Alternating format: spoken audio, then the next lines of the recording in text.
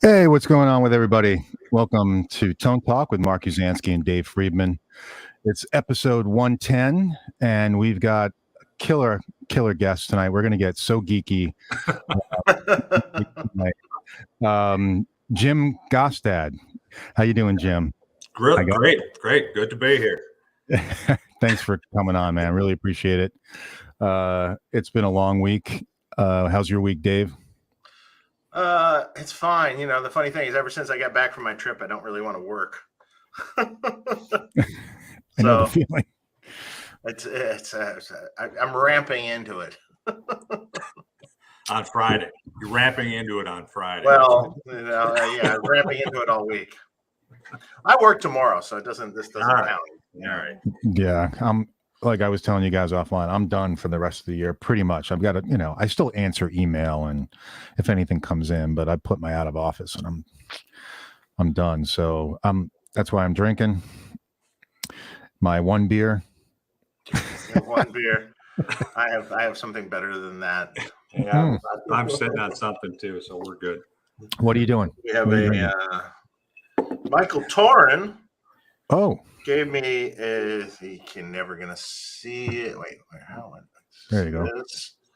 And you still can't really see it. Yeah, it's because you're too Royal Salute 21-year Scotch of some sort. It's actually quite good. I didn't look it up. I don't know anything about it, but Mr. Torin. And since I'm in Tennessee, it's a little single barrel Jack. There you go. Oh, I didn't know they did a single barrel. Yep. That's cool. The more high-end version. Yeah, well, if there is such a thing.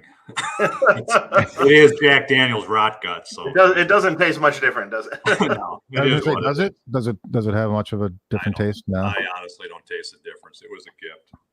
Yeah, that's cool. So obviously we all love Van Halen, and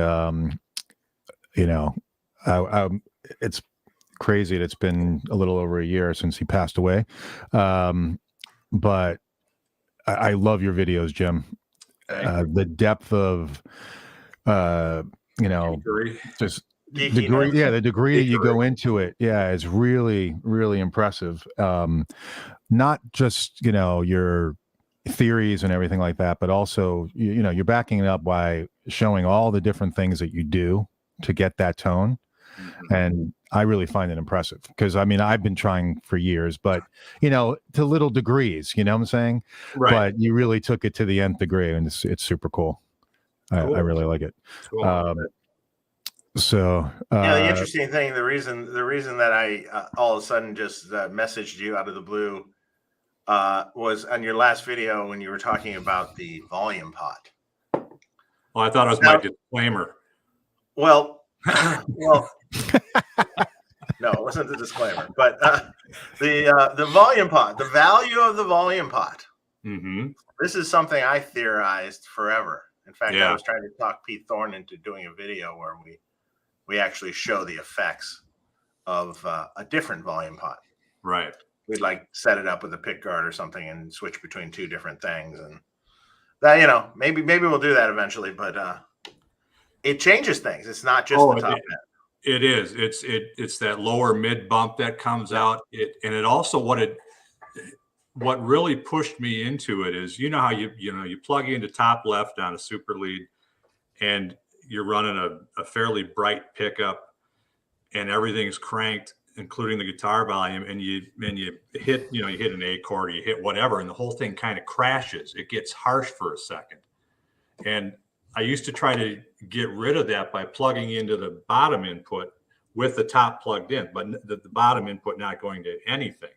So you're reducing that first gain stage just, by splitting that input a little bit. Yeah. So that got me thinking, well, how could I get rid of that crashing sound, or that just harshness, I guess. And it popped into my head because I had done it years ago. And I said, oh, that's right. I was broken. I had a 250K pot and I needed it. And I put it in there, and it's like, wow, there it was. So it's always that for me too. It's always kind of like been there in the back of my head. And for this one, I finally said, you know what? I'm going to do it. I'm going to test that theory. And I think you nailed it. I think you're right. Yeah. By the way, Dave, is your mic connected, or are you using the camera mic? It should be the one. It sounds like No? the camera mic. Hang on. Okay. Because Zach. Oh, what do you know? Zach Sabbath said it sounds like a computer mic. Thank you for bringing that up.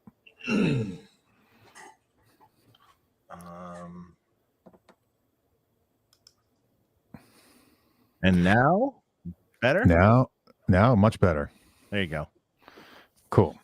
John was testing that, and I forgot to switch it back. Yeah. So it is 250K as far as what they're theorizing, and I actually think I agree as well. Well, who knows? You know. Here's the thing. Knowing Ed, it probably was a variety of things over time. Yeah. But the theory is where he pulled it. Constantly changing. Just like, there is a magic spec for, the amp that was used on records, but, the amps live were all over the place and what they were. I mean, they were mostly just stock Marshalls, So, everything changed. Right. Well, I think what you were saying, Variac settings, whatever he felt like. Well, right. And what I theorized too was, he was self-admitted, all right, so it's 1977, 76, whatever, when he built that, he ripped apart the Strat and threw the, put the PAF in it or whatever humbucker he put into it. It's not like it is today. You just can't go to the music store or go to Amazon and order a potentiometer. I mean, that didn't really exist unless you went to a repair shop or something, or an electronic shop. So there it is. It's a volume knob sitting in the guitar. Would he even be thinking about, I need to change that to proper spec? Of course not. He's going to grab whatever's laying around and shove it in the guitar. Right. And that's what I grew up back then. I was, he was what, 12 years older than me, but I was playing already in like 75, 76. Mm-hmm. So, I was going to music stores in the late 70s and experiencing all that and experiencing what was there. So, you barely found an aftermarket pickup in a music store in the late 70s. I mean, there were Dimarzios. You saw some Bill Lawrence stuff, some acoustic pickup things, the Marcus Berry something or other stick on transducers, but it wasn't like it is today, not even close. So, if the volume knob was on the guitar, it was a volume knob, and he soldered the pickup to it, I think. Absolutely. Right. And then it somehow it probably changed later on, Tech or who or him, who knows? Well, somebody had messaged me on the YouTube channel that they said they worked at Kramer from like 84 to 91 or something like that. And they had said that the Duncan literature was for the JB to take the spikiness out of it. They recommended a 250K pot. And he claimed that that's what was in Ed's guitar, was a 250K pot with the JB and the 5150 guitar. I don't know. I believe it. Yeah. Okay. I believe it. I mean, that was a warm sounding guitar, the 5150. From what, I was never in the same room with it, obviously, except, at a show, but that doesn't tell you anything. But just from video and just the recorded album tone where you think it's the 5150, it's a pretty warm sounding guitar. Definitely warmer than the black and white, Frankie. Yeah. No doubt. Yeah, that was the Frankie was cutting and bright. And right. Yeah. Open, and hence Van Halen 1, Van Halen 2, it's all theorized a little bit, but Van Halen 1. Actually, he hated Van Halen 1. Yeah, I've heard that. Ed hated Van Halen 1. It's too bright.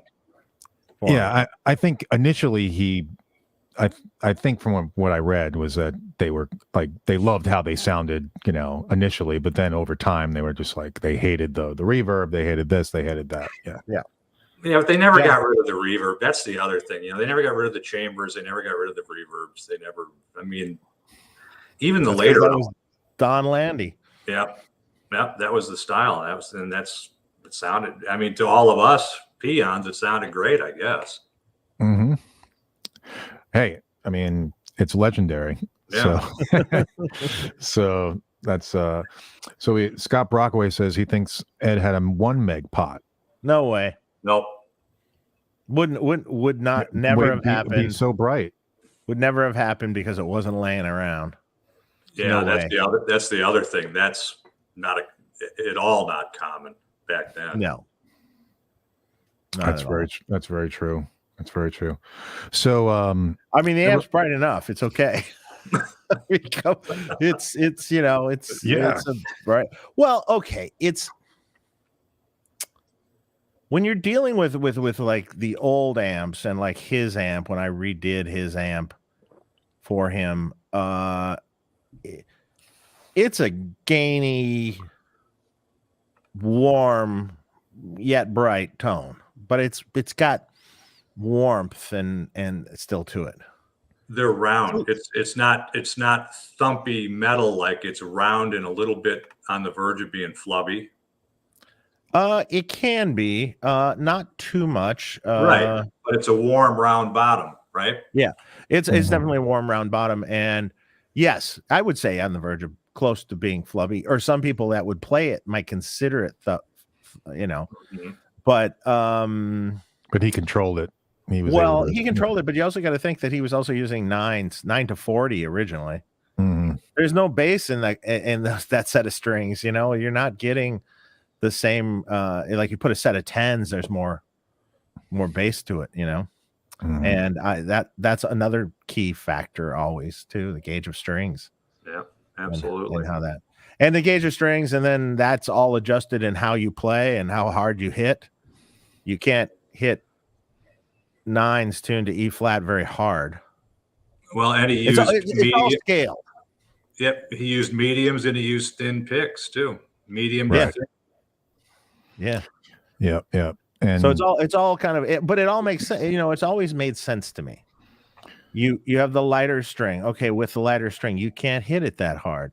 And smaller frets you too. use originally smaller frets, yeah. Yep. You use a lighter pick, because if you use the super heavy pick, you're going to be knocking those strings right out of tune again. Yep. It all kind of scales. Also, if you have super light strings and super tall frets, you're also going to pull it out of tune. It all kind of scales. It's all in proportion, So, well, that and I think live he rarely played with the guitar full up either. Especially in the later years. I mean, around Fair Warning, that's what I was really digging into on this latest video, is that the first album, no, that's full up. I mean, every song is, damn near wide open, except maybe Little Dreamer. I think that's backed off a couple of clicks. Yeah, but even on 2, he kind of backed off a little bit too. I know you're going on a few of them, but like Somebody Get Me a Doctor and that sort of thing. The riffs are, Beautiful Girls. Those riffs are wide open. But yeah, there's some other things, Bottoms Up maybe, where it's backed off a little bit. I'm racking my brain on one of the songs. I can't remember. he used the volume pot all the time. Yeah, he did. Yeah. So, which is kind of a lost art too, and I think that's a lost art with the modelers and everything else. And everybody relies on so many rely on a foot switch. Clean, dirty. Off on 3 channels for this. I'm going to play my rhythms with this channel, and it's the old days of just adjusting your volume to get the tone you want, and how you're picking is it's rapidly leaving us, I think. Yeah, it's true. By the way, I was thinking Dance the Night Away, because even the intro, it doesn't sound full on. It sounds slightly backed off. Then it's warmed up, and you can hear that because he's backed off. You can hear the pot warming up the pickup. Right. I always said he has, he always had a multi-channel amp. It just was on his guitar. Yep. That's true. That's true. Yeah. Well, like you said, that's all he needed was just the volume knob and that one pickup, and which is crazy. So I know today, ironically, is a pretty interesting day, because they released a flurry of videos, or at least a couple videos of the EVH Iconic amp. Have you guys seen any of the videos on it? Nope. Yeah, briefly, I was just kind of like, I don't really care. I mean, it sounded pretty decent what I saw. I mean, I guess, it's kind of a metal amp, I think. Yeah, it was a metal amp. Yeah, it sounded like a, yeah. It didn't sound. It didn't sound like this. It didn't sound like my Stealth 50 watts. It sounded different, but it wasn't for me. But I don't think it's a target audience for. Like, I mean, it's more of an entry level. Exactly. It's designed to be an entry level into the 5150 line. Mm-hmm. It's kind of great for that. For that, it's great. It's fantastic. You got to remember, what is it, $900 or something? Yeah, under $1,000. I mean, it's all tube. It's all tube, but it's part. But I think the preamp is part solid state. It's not all tube. Yeah, there's only two preamp tubes in it. Yeah, so it's some kind of hybrid amp. Mm-hmm. But yeah, and I think that's how they were able to save the costs and keep it under $1,000. But by the way, it is made in China, Dave. Yeah. I think we weren't sure last time if it was made in China or Mexico. So. Oh no, I thought it would be in China for sure. Oh, okay. I remember you saying Mexico. The other ones are made in Mexico, but I don't think the price point is going to come in right. Yeah, exactly. We got a super chat. De-virginizing the tip jar, gents. Geek Factor 11 tonight. We haven't even got into it yet. Oh, no, not even close. Start talking about bias and heater voltage and yes, on the choke. All that. Yes. There's all that. There's definitely all that. And an amazing thing that, and I maybe we can go here quickly first, was at the back end where all the plugins that you were using for the recording, and there's a lot of processing in terms of, and not necessarily you're not doing a lot of tweaking, but still right. You have you have your pre's, and you've got a bunch of different things going on, and also the Sunset Sound chamber and everything over the plate. But today I saw an interesting video by Wampler, who does pedals. Did you see that, Dave, with EQ matching, where he took a guitar and basically it was like no cab or anything. It was just a shit recording of a pedal right into an interface. And then he took the actual recording from a Foo Fighter song, but the stem from the Foo Fighter song of the recording. And then it did an EQ match, and it sounded identical. Yeah. And I was like, I'd love to do that with a raw track from EVH, and then just play a track and then do the EQ match and see, can you get that close? Mark, I got to tell you, I tried that endlessly when I started the series here of videos. Oh, yeah? I tried using the EQ match in Logic, and I couldn't get there. It just wouldn't do it. It wouldn't capture it, no matter what I did. Pete Thorne had some luck with that. But it kind of shows you some stuff. How the original, I think Van Halen 1, when you actually look at it, there's a huge spike in the high frequency that looks like it's EQ'd in to the track. Yeah, I pounded it.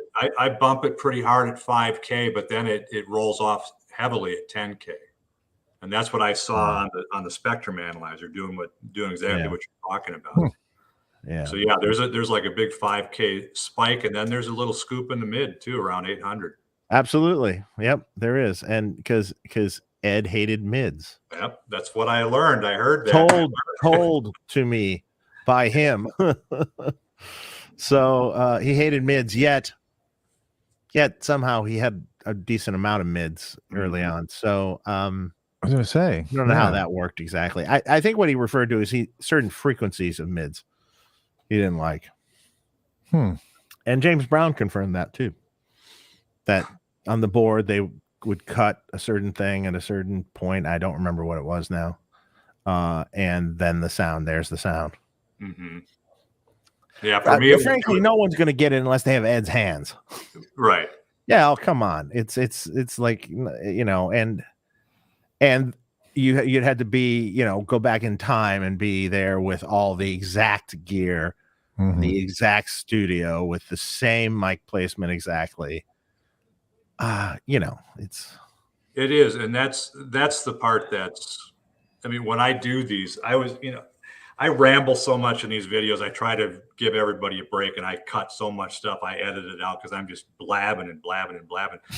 But I went through this whole dissertation about how I come to these theories, or, you know, working this or that. I'll record the Unchained riff 600 times. But, you know, in between that, I'm moving the mic a quarter of an inch to a half of an inch. I'm backing it off the grill cloth, and just for the proximity effect. Where are we getting that sweet spot for the low end? You know, and then adjusting the bias in the amp by a few volts, or moving the variac by, you know, 5 volts, 10 volts, something. Every little process I do, you might say I've got a really boring life, but every little process that I do, I don't arrive at these things by accident. Because I'll have a theory, then I'll try to work towards that theory, and then most of them, they're just like, you're an idiot. It wasn't that whatsoever, and then yet you discover something else. So, sure. But Dave, you're right. I mean, without being in, you know, studio 2 and room 2 in that exact position with that same equipment, going through that API, you know, that whole magical analog, lovely stuff in there. Yeah, you can only get so close, and then it goes to the mastering studio, and what happens there? Then they wreck it. Yeah, maybe. So, how do you avoid that? Well, that's why I think I'm making compensations, that when I'm doing these things, I'm thinking this is probably it, because when I start hitting the EQ too hard, you know, I tend to think that's the other direction I come from. So if I'm hitting the EQ too hard, I'm in the wrong spot. I'm not, because they're keeping it simple. And the mastering side of it, maybe it warms it up a little bit. Maybe the mids get scooped a little bit more across the whole mix. You know, how do you handle it? I just keep listening back and forth, and between. You know, the ISO tracks that you find on YouTube are not very good. They aren't. I mean, they're fabulous as a learning tool, but when you put an ISO compressed, track, and the EQ is not quite right compared to what's actually on the album. So, I mean, it's a good reference point. But I use the album as much as I can, and I'll use the vinyl as much as I can. And then I go back and forth between what I've got and what I'm hearing. And ultimately it comes down to your ears, you know, and you can do a little spectrum analyzer thing, like we were talking about earlier, to see where the thing is. But look at the overall mix. You can see maybe what they did with the mastering, you know, and you can hear the overall mix. I think most of them are pretty scoopy in the mids, you know, and that helps Ed's guitar sound too, because it is more MIDI in the room. Because when I'm pulling the 800 out with the Pultec, it's hard to get it all out of there, just with the EQ, because the cabinet and the amp are pumping it out. I mean, that's what a Marshall sounds like. You know, that's one of its favorite frequencies. So interesting.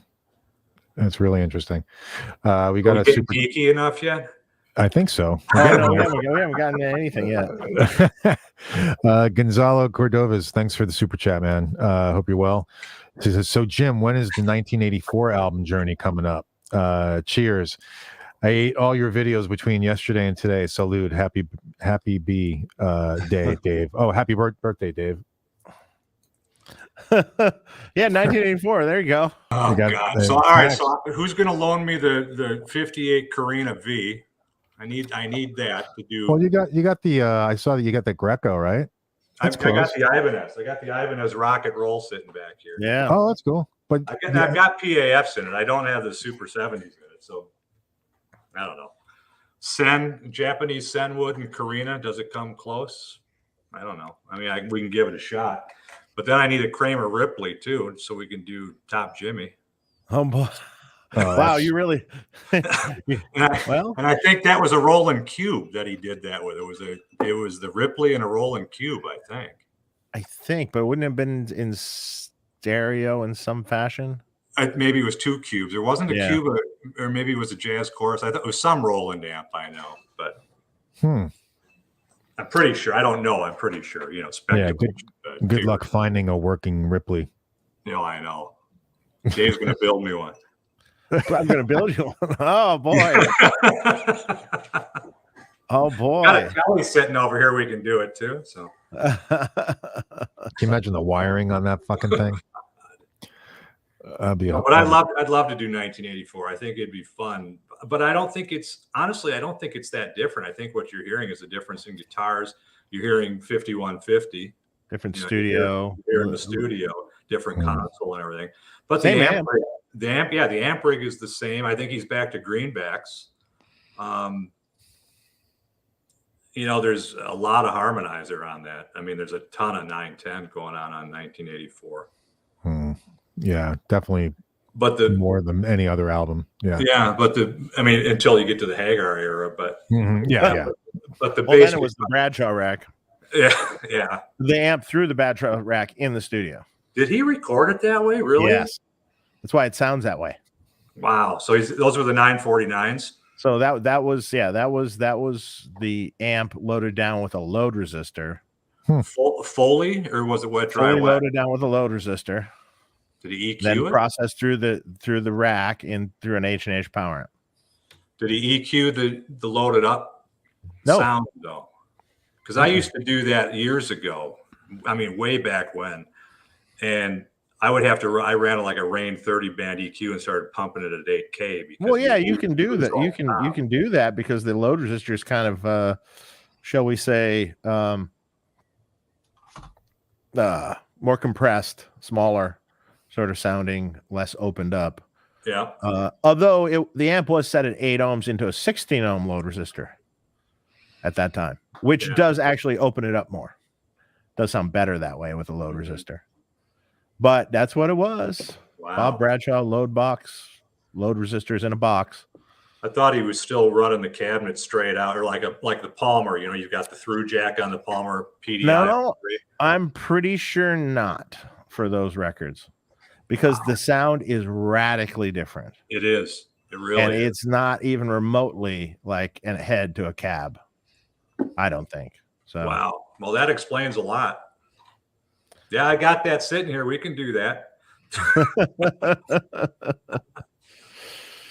But it's funny. It's so, everyone's always like, was this amp modded and this and that? No, not really. I mean, it wasn't modded as in a mod. It was a couple components changed here and there. It wasn't anything gain wise. There was no master. There's no nothing. No. And but then some people say, well, how do you get that much gain out of it? Well, if you set one up properly. I was gonna say, I get too much gain out of mine. Yeah. I mean, there's so much on tap there. Yeah. I mean, the key factors that I sort of discovered, and in the end, when he wasn't happy with his amp for a long time, and then someone had rewired it at some point in time with Teflon wire and stuff. So we had a theory about this. He wanted to put back the original wire that would have been in it, and we actually took the wire out of another plexi. That's amazing. Like another plexi, we actually took all the wire out of and used it in his original plexi again. And then I theorized what the amp was originally, which is a 12 series Marshall, and would have been they're one of a couple different filtering arrangements. But settled on the 200s in series for the mains, the 233s in series for the screens, 100 in the corner for the phase inverter, and then 33s in the preamp. So that's the filtering that I wound up putting in it. I had seen many other Marshalls of that era with that same, filter arrangement. Sometimes the corner phase inverter cap was a smaller value, like only 50. It's not making that much of a difference. I mean, it does a little bit, but not massively. And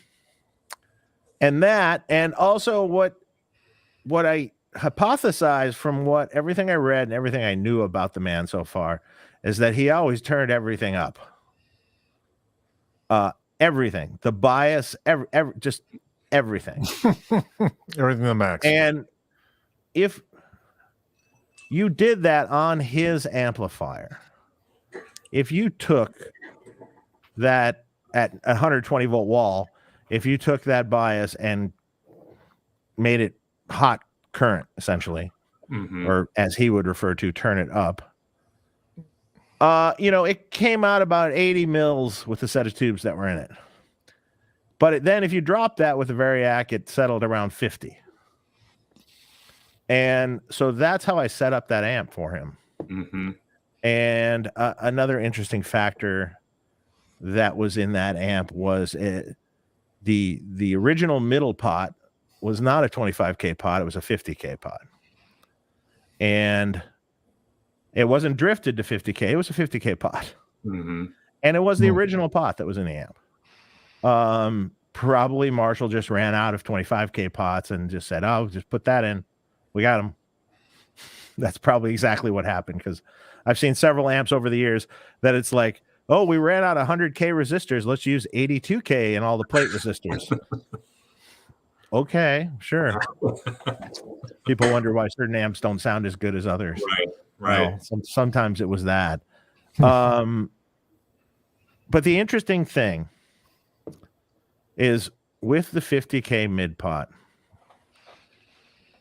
by adding that in, you eliminate the crashing sound that you get with everything on 10 with the treble. A normal Marshall, I turn the treble down to like 8, because then that crashing goes away at 8. It's still about the same, but it just goes away. 50K mid pot, well, you don't have that. And I was like, and his amp, I go, I don't have to do that on his amp, huh? Then I started poking around more, and it was like, oh, the 50K. That must be it. Tried it. Yes, that's it. And so, that's the recipe. And then, his amp, the first cathode resistor was 820 ohms with a 0.68 across it. When I do amps for people, I generally use 2.7K. And there's many other amps I saw of his that were 2.7K. So it just happened to be that one amp, and that original spec had that. But a lot of the other amps that I saw were just, stock amps of that era.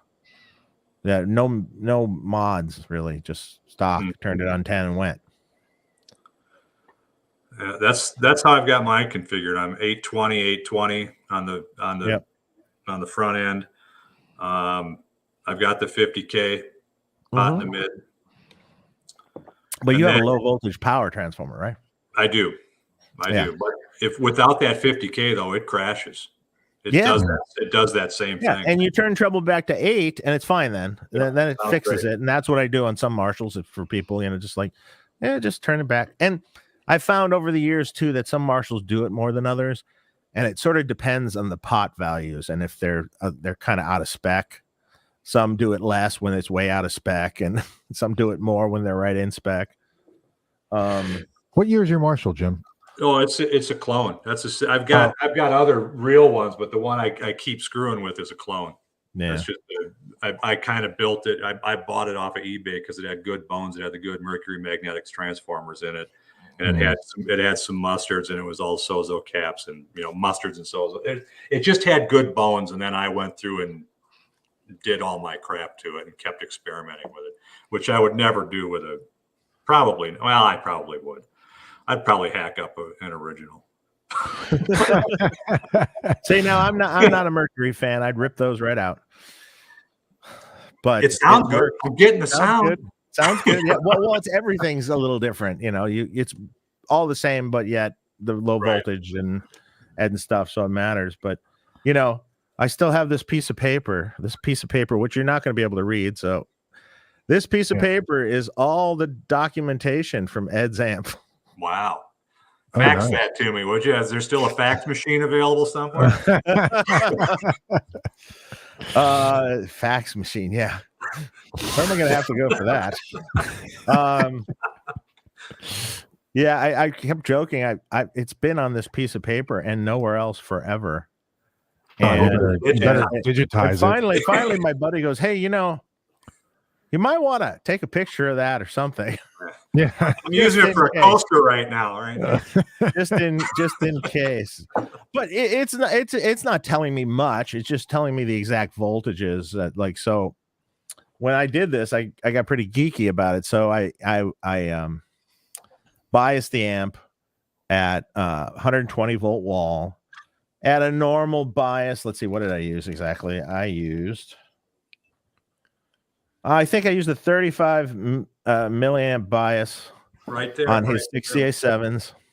Yep. And at a normal wall voltage, and his plate voltage is a little lower for that era amp, 463. Interesting. So, but on 10, I measured what the voltage sag was for the amp. I really went to it, and the voltage sag of the amp was 77 volts. Wow. It would drop at full power. Wow. And then I did the same thing at 90 volts with a 50 mil bias, which then in turn you have a 29 volt drop at full. And you have the heaters. I measured the heaters too. Heaters were 4.7 volt AC at the 90.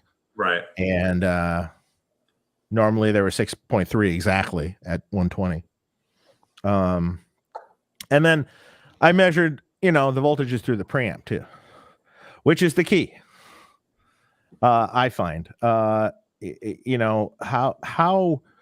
the voltage is across the board will dictate how that amp sounds. If it's too high, it's kind of strident and harsh. And if it's too low, it's kind of furry and fuzzy and not great, So getting the right thing. So at his at the 82K 100K plate, the phase inverter junction of the plate resistors, on his amp at 120 volt wall read something, if I can read it. I'm blind. That's where the drink ring is from the drink. Yeah, exactly. Actually, it read a little on the low side. It read basically 315 volts there. And that's a little low, I would consider. And then, the Variac at that point read very low, 237. Mm-hmm. But adjusting the amp's voltages so it kind of falls into this thing is kind of important in getting the sound too. Yeah, I should go in and measure all mine, but I'm running the Variac so much lower. For Unchained, or I should say for the Fair Warning one I'm running, and that is honestly the only way I could get it to that sound was to run it just starved the hell out of the amplifier. At some point, the heaters turn off. They do, and I'm almost there.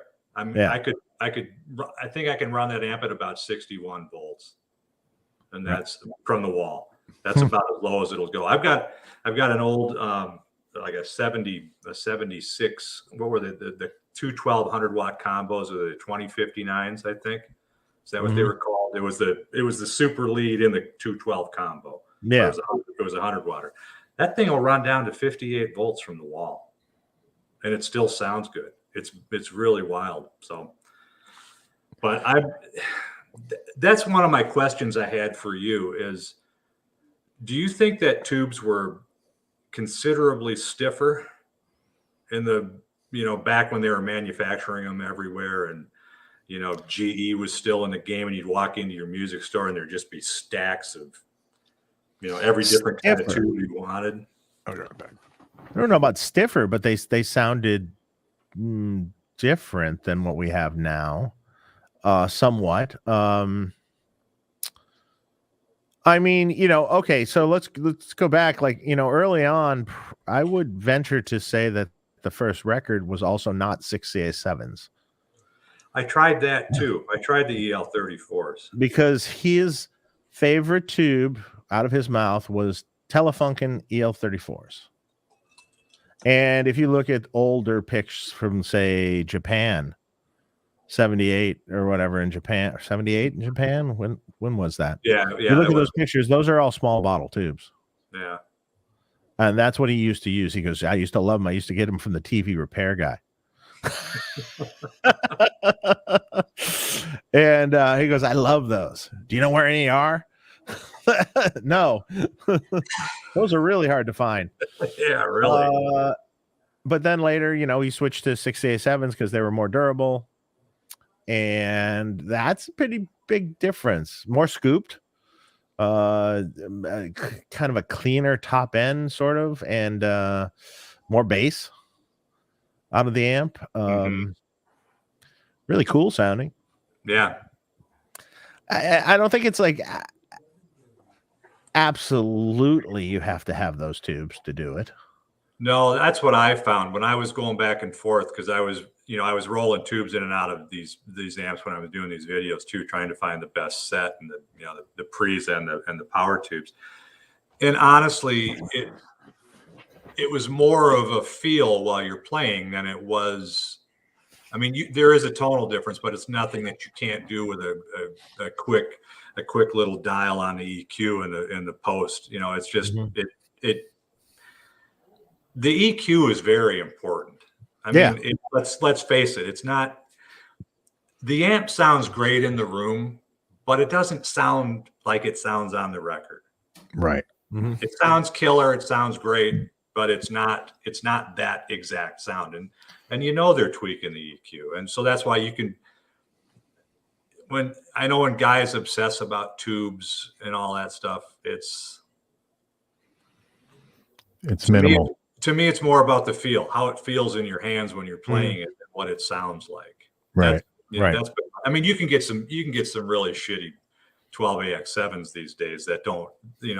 I think that's important to get V1 with a good tube, and all of them actually. I mean, you got to have a great phase splitter too. Your phase inverter's got to be a solid tube. Otherwise, my experience, either it's harsh or it's mushy.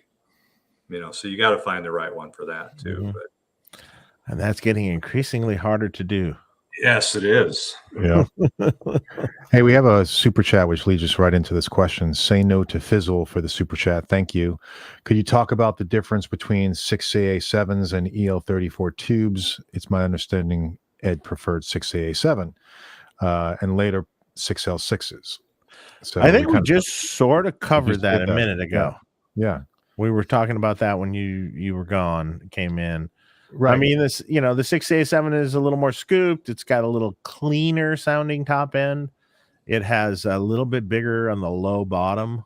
Rounder. A little bigger. It's a great sounding tube. You can push the living shit out of it.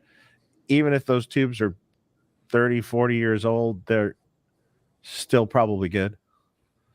I mean, unless they've just become so microphonic and so crappy you can't use them anymore. But I mean, I have a box of some that I kind of hoard and almost never use for anything.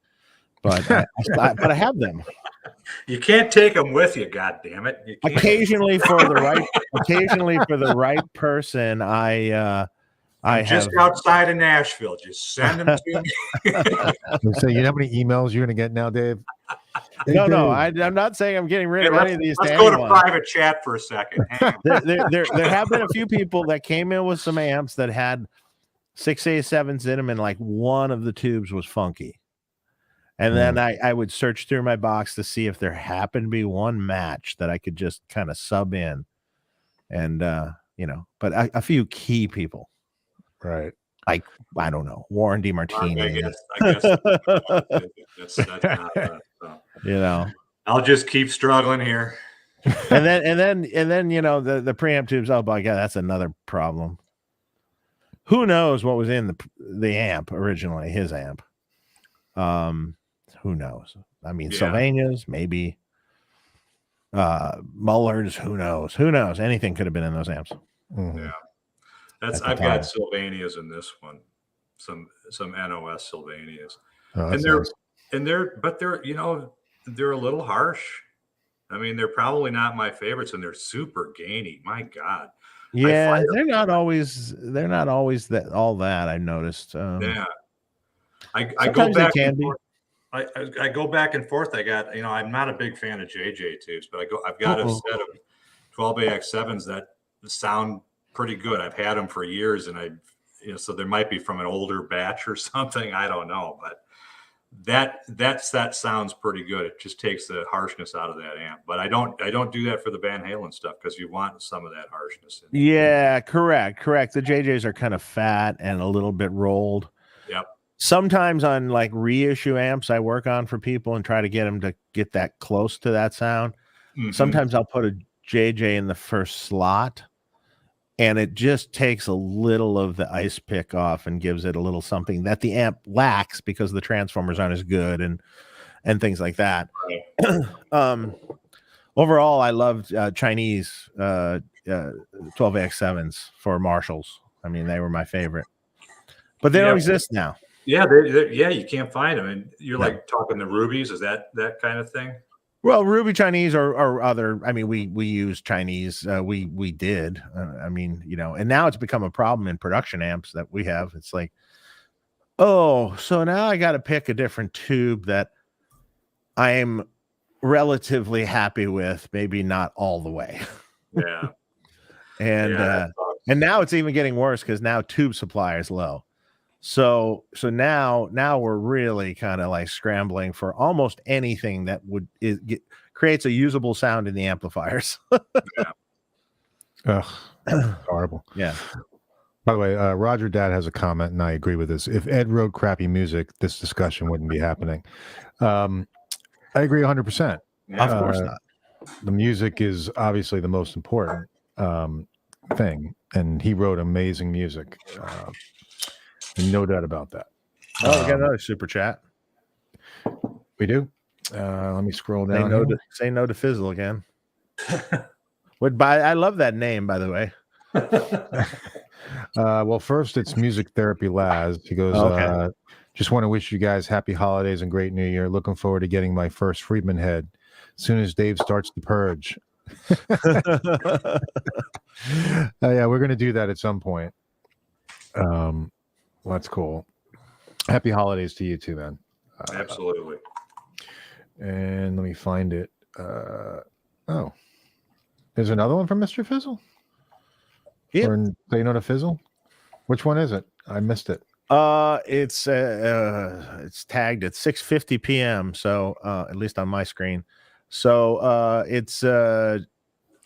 Could you recommend a brand of capacitors for recapping ahead? ARS or F? Well, he says F and N, but it's F and T. Oh, I see it right here. Okay. Either work well. I don't know if I prefer one to the other. I've done both. I don't know. I might say ARS slightly. I don't know. Maybe F and T. I don't know.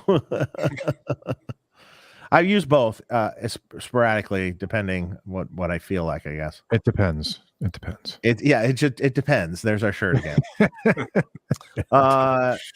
So yeah. Oh, there's another one. Patrick Miller is another super chat. Yep. Did EVH tune to anything in particular? Is every string tuned the same, or did he just flatten the B string? No, there are sweetened tunings. And we can talk about it in a second. Some songs I can't get tuned perfectly with a recording. Yeah, so that's because they weren't in perfect tune. No, they aren't. No, there's here's the guitar tuned to me. Here's the 2012 live tuning that he used for the tour. Oh, you must have got that from Lonnie. Guitar Tech. It was published. Oh, really? Oh, But no, it probably was Tom Weber. It was Premier. Yeah. In fact, that's who it was. Yeah. The E, well, it's E flat. They were at E flat again for that tour, apparently, instead of standard. But the E and the A string are right at E flat, A flat, no cents off. The D flat is 1 cent down. G flat is 3 cents down. B flat is 9 cents, and the E flat is 9 cents down. And that's a good overall tuning to play all of this stuff live. I mean, there's different tunings on the albums for sure. And Alan Garber is the guy you want to talk to about that. But right. He's got all of those things. He published that on VH Links and a couple other sites. If you look up Alan Garber or Garb J. Garbage. Yeah. Garbage. Yeah. But can you go through that again so I can write it down? Sure. Yeah. So it was the D string is what? -1. Starting with the low E. I mean, these are all E flat. Okay. So we'll just say starting with the low E string, it's at 0 cents. Mm-hmm. So it's right on. A is right on 0 cents. The D is down 1 cent. The G is down 3 cents. And the B and the E strings are down 9 cents. Okay. Interesting. I tend to just do the B just for but yeah. This way you can play, sus chords, and you can play the major third. Mm-hmm. And they're not perfect, but they work. And you don't have to finagle and do all kinds of crap and then retune for certain songs. That just it's a good patchwork tuning that gets you through it. Yeah. The other thing that you could do also, I know that who makes that frickin' pedal? Strobe. No, what's the name of it? Peterson. Yeah, Peterson makes a pedal tuner that actually has the EVH suite and tuning. Yeah. As an option on there, so you can just use that if you wanted to, which I sometimes have done. It's on my board. So Alan's actually analyzed that really. Yeah, absolutely. Check that out. He's got a great video on it, actually. Oh, does he really? Yeah, he does. It's tuning. I think it's tuning offsets. Peterson Strobe tuning offsets or something like that. And it's garbage. I think. Not that the video is garbage, but I don't know if it's his name or if it's Alan Garber or if it's garbage. Here he is. There it is. Garb EAJ. Yeah. So Alan is definitely the expert when it comes to the different tunings. That's for sure. And it was, before I went to VH Links, I didn't know anything about that, so I was like, oh, that's a freaking revelation. Yeah, I was a little bit like you, except that I knew that in order to play like Running with the Devil and that sort of things, you had to play. Right, you had to. And then I would compensate similar to that tuning that I just gave you. I would kind of flatten things around it so it wasn't so stark if you played a traditional form chord like a suspension or something like this, a sus chord. So it's a good workaround. But it's more than just flattening the B string for sure. Yeah. Interesting. Now, of course, for certain songs, it goes further than that. What you gave for live. So well, I'll tell you what Unchained was too. Unchained is ridiculous. It's all flat. I mean, it's call it E flat, but it averages about 30 cents down. So it's well below E flat. Wow. That's why it sounds darker. Yeah. So the low E, the D flat is down. It's -28, which you can kind of hear because he's a little sharp as compared to the A string and the D string where he's -31. And when he's chugging that low D, you can hear that string is sharp. It's like it's always graded on me. It's cool, but it's always kind of graded. So yeah, I can pick on Ed too. Apparently, I can be super critical. So it's -28, -31 on the A string, -31 on the D string, -30.6 on the G string, -28.9 on the B, and -28.7 on the high E. Wow. So I assure you, when I did the video, I tuned to these things as I could find them. And just as a more of my notes here, Mean Street, and I just referenced off of the A string, as most of us guitar players do. Mean Street, I've got it. The A, it's A flat, obviously, but it's at -10. I got Dirty Movies at -10. Sinner's Swing is like -3, somewhere in there. I've got it noted here as -3 to -5, and Hear About It Later is -3 cents too. On the A string? On the A string. All those were referencing on the A string. So then you tune accordingly then to do the math to that overall tuning that I gave you for the 2012 live tuning. And it puts you in there. So I was always kind of wondering, he's got some at -3 and some at -10. I was thinking, well, I wonder if they just recorded those tracks on the same day. And he said, here, tune to me. Hey, Mike, tune to me, kind of thing. Yeah. I mean, and was it just basically him tuning to himself? Is that really kind of weird? So. Well, he always had a Peterson strobe tuner. Every picture you see backstage. And, That's true. That's true. You can dial in how many cents off you want. So I think he was much more, I probably started that way, that he was just tuning to himself and trying to get that musical, that musical temperament across the guitar, make it as even as you can across the instrument. But I think eventually you can't do that live. You can't say, hey, Mike, tune to me. I mean, you can't yell across the stage and say, hey, here's my A and that kind of thing. Right, yeah. So I think they eventually came up with those set tunings, and that's what they used. Just a theory again, but I don't know how you make that work in a live situation when you have to, you're throwing your guitar to it. I mean, when you get another guitar back, if it's not tuned to something, it's not tuned to what everybody else was tuned to. I don't know it's not going to work. So right, they must have had some system in place. That's what I'm saying. Right. For live, it had to be different than the album. That's for sure. Right.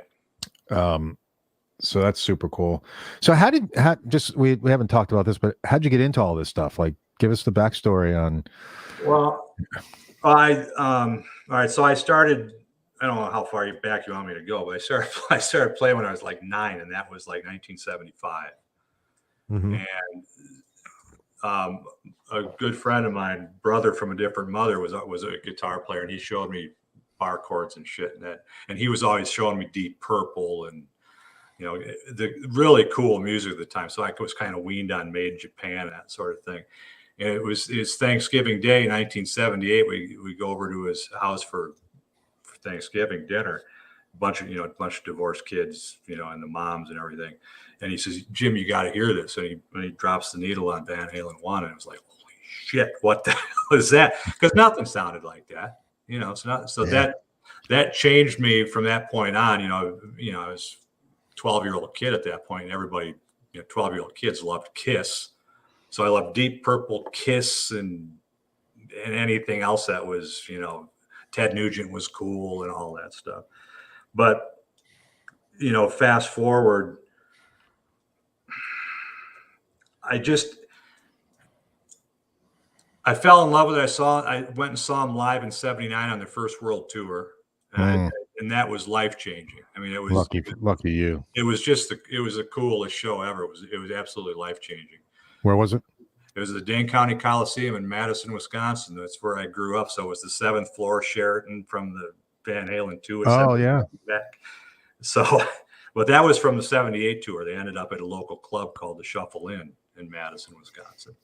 Because there was no room for them on the bill because of some noise ordinance or something like that at the venue they were playing with Journey. That was in '78, but so I didn't see that one. But in '79, so it was a life-changing experience.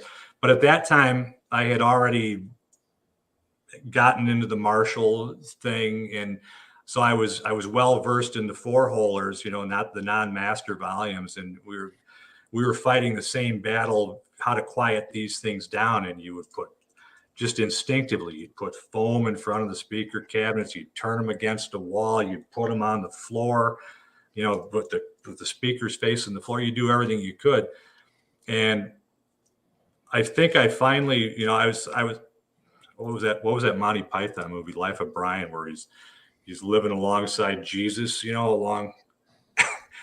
I won't. That's way out on a limb. Anyway, so I was kind of mirroring. I guess, some of the things that Ed was doing, and when that it was the 1980 Guitar Player magazine cover where he came out and said that he's got like a stick of dynamite hanging off the back of the amp or something, and he says and I think the quote was, "It sucks juice." Yeah. Load resistor. Yeah. So I talked to my friendly neighborhood music store amp repair guy, and I had a 50-watt 4-holer, and I said, I read this in a magazine. It's Van Halen. Everybody knew Van Halen by 1980, and he goes, "Oh, he's into some crazy shit. You can't do any of that stuff." And I finally talked him into it, and he put a little ohmite resistor, built it into the amp, and I started preamping my other Marshalls with that 50-watt, and that kind of sparked me along the whole. At that point, I was fully hooked, and I was trying everything, and I toured with that rig. Essentially, I had the 50-watt preamping a couple of Marshalls, because by that time, actually, a few years later, that's when I actually got out on the road and was actually playing, doing a tour and everything with a record deal and all that stuff. But I was always using that rig, and I was always refining that rig, running it. The 50-watt output dummy load was going into the Rain EQ, so I was bumping the high end to make up for the dummy load, what it was losing. Then that was running into a Delta Lab delay, like a whatever the popular rack mount Delta Lab delay was. I had a Symmetrics noise reduction thing, and so I had a rack, and I was well along that path. So that's kind of where it started, and I could go on and on, but that's kind of where it was. It just refined the whole time, and I found tricks, and I learned the tricks. I mean, by the time 1987 hit, I was pretty sure I knew what he was doing. I mean, I was pretty close to running what his setup was. So you were an early adopter. Yeah. And we had to learn the parts. That's why I put the disclaimer in the video too, because we had to learn the parts by putting the needle on the record. Well, let's talk about the disclaimer, right? So, because I know when it comes to Van Halen, there's always going to be the critique, like, "Oh, you're not playing exactly the right notes. You're not playing exactly the way it should be." I'll be the first one to say, I try to emulate it when I play, but I'm not going to critique anybody, because that's just how I am for the most part. But everybody has their own interpretation for how he's playing it, and you can look at the tabs. Even early tabs were freaking wrong. Steve Vai talked on our show about how he tabbed out Eruption initially, and he was like, I don't know. And then most recently, Alan did the tablature that got published in Guitar World, Alan Garber. Yep. But so anyway, your disclaimer is that you're not playing it exactly perfect to the album. You're doing your best simulation of it. It's more about the tone. It's about the tone. Exactly. It's about the feel.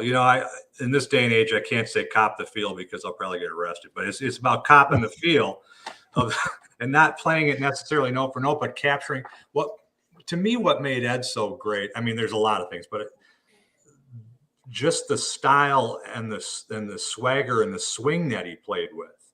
Yeah. And so that's what I've always tried to emulate. If I screw up a fingering, or if I don't play a right note here or there, what I'm trying to do is always, get the swing, do what I got to do. And to me, playing Van Halen is all in the right hand. It's not the left hand. Once you develop some chops in the left hand, and you can play relatively fast, it's how you pick the stuff.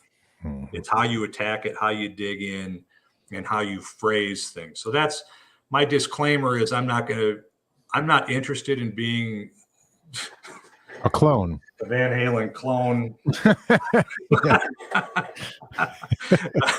I'm really not. That's not my thing. And I kind of did that when I was a kid too. I used to say, I can play that lead, but I couldn't play the lead because I wasn't good enough. So I would play my own lead, when we were playing cover stuff and that. So I kind of got myself in trouble a few times saying that, but I try to play the stuff close. I try to capture the feeling of it, and some of the stuff I know I play right on. Other stuff I miss a note here or there, but I don't want to worry about it, and because I don't think it's that important, because that's not what I'm trying to do. What I'm trying to do is the sound. To me, this started out as a tribute. Because I've known about a lot of this stuff for a long time, but I would never have done this while Ed was still with us. And so to me, this was kind of, when I came out with the first one, it was kind of like I was, heartbroken and devastated, like most of us were when he passed. And I kind of looked at this as a tribute to him, because it's his genius, and it's not just the gear, it's not just the guitar, it's the whole package. So it's the spirit of it, it's the feeling of it, it's experiment, take it out on a limb. Don't get hung up on the minutia of if the note is the exact note it's supposed to be. Just capture the feel. Right, because we were talking about this before we went live. Live, Ed never played it the same twice. No, and he made mistakes constantly. Right. I mean, constantly. Right. I mean, so you smile and you laugh about it, and just try to, you just try to capture that feeling of what it is. The whole thing is a party. The whole thing is so vibrant and so full of life. That's what you got to do. Don't sit there and struggle on each you're going to sound so sterile, it's going to be dull. Feel it and play it. I mean, if you're good enough if you want to sit there and figure every little tiny nuance up, and have at it, but I don't have time. I mean, there's some people who would, there's some people who would rather spend their time doing that as opposed to getting the exact tone. It's I got to get the exact notes. I mean, there's not many people that can play this stuff properly. Right. Agreed. Pete Thorne does a good job. Jim here does a good job. Alistrada does a good job. Mike Himmel does a really good job. He's good. Yeah. Liquid Charlie is really good. Yeah. Although he doesn't play it the exact way, he does it his way. But yeah, there's a handful of guys, that are well known that do it. But it's tough. I mean, and so you going back to before, you've been on the Metro forum, so I think that's Dave where you. Actually, I never was. Oh, you weren't? I thought you were. No, that's the everybody kept asking me that, and I said, what is this Metro forum? And I mean, I knew I had read some of it, but no, I was never a part of that. I never researched any of this stuff. Like I said, I was doing this way back in the early 80s. I read that Guitar Player magazine. I remember recording an album. I had one of these repair techs sitting in the guitar room.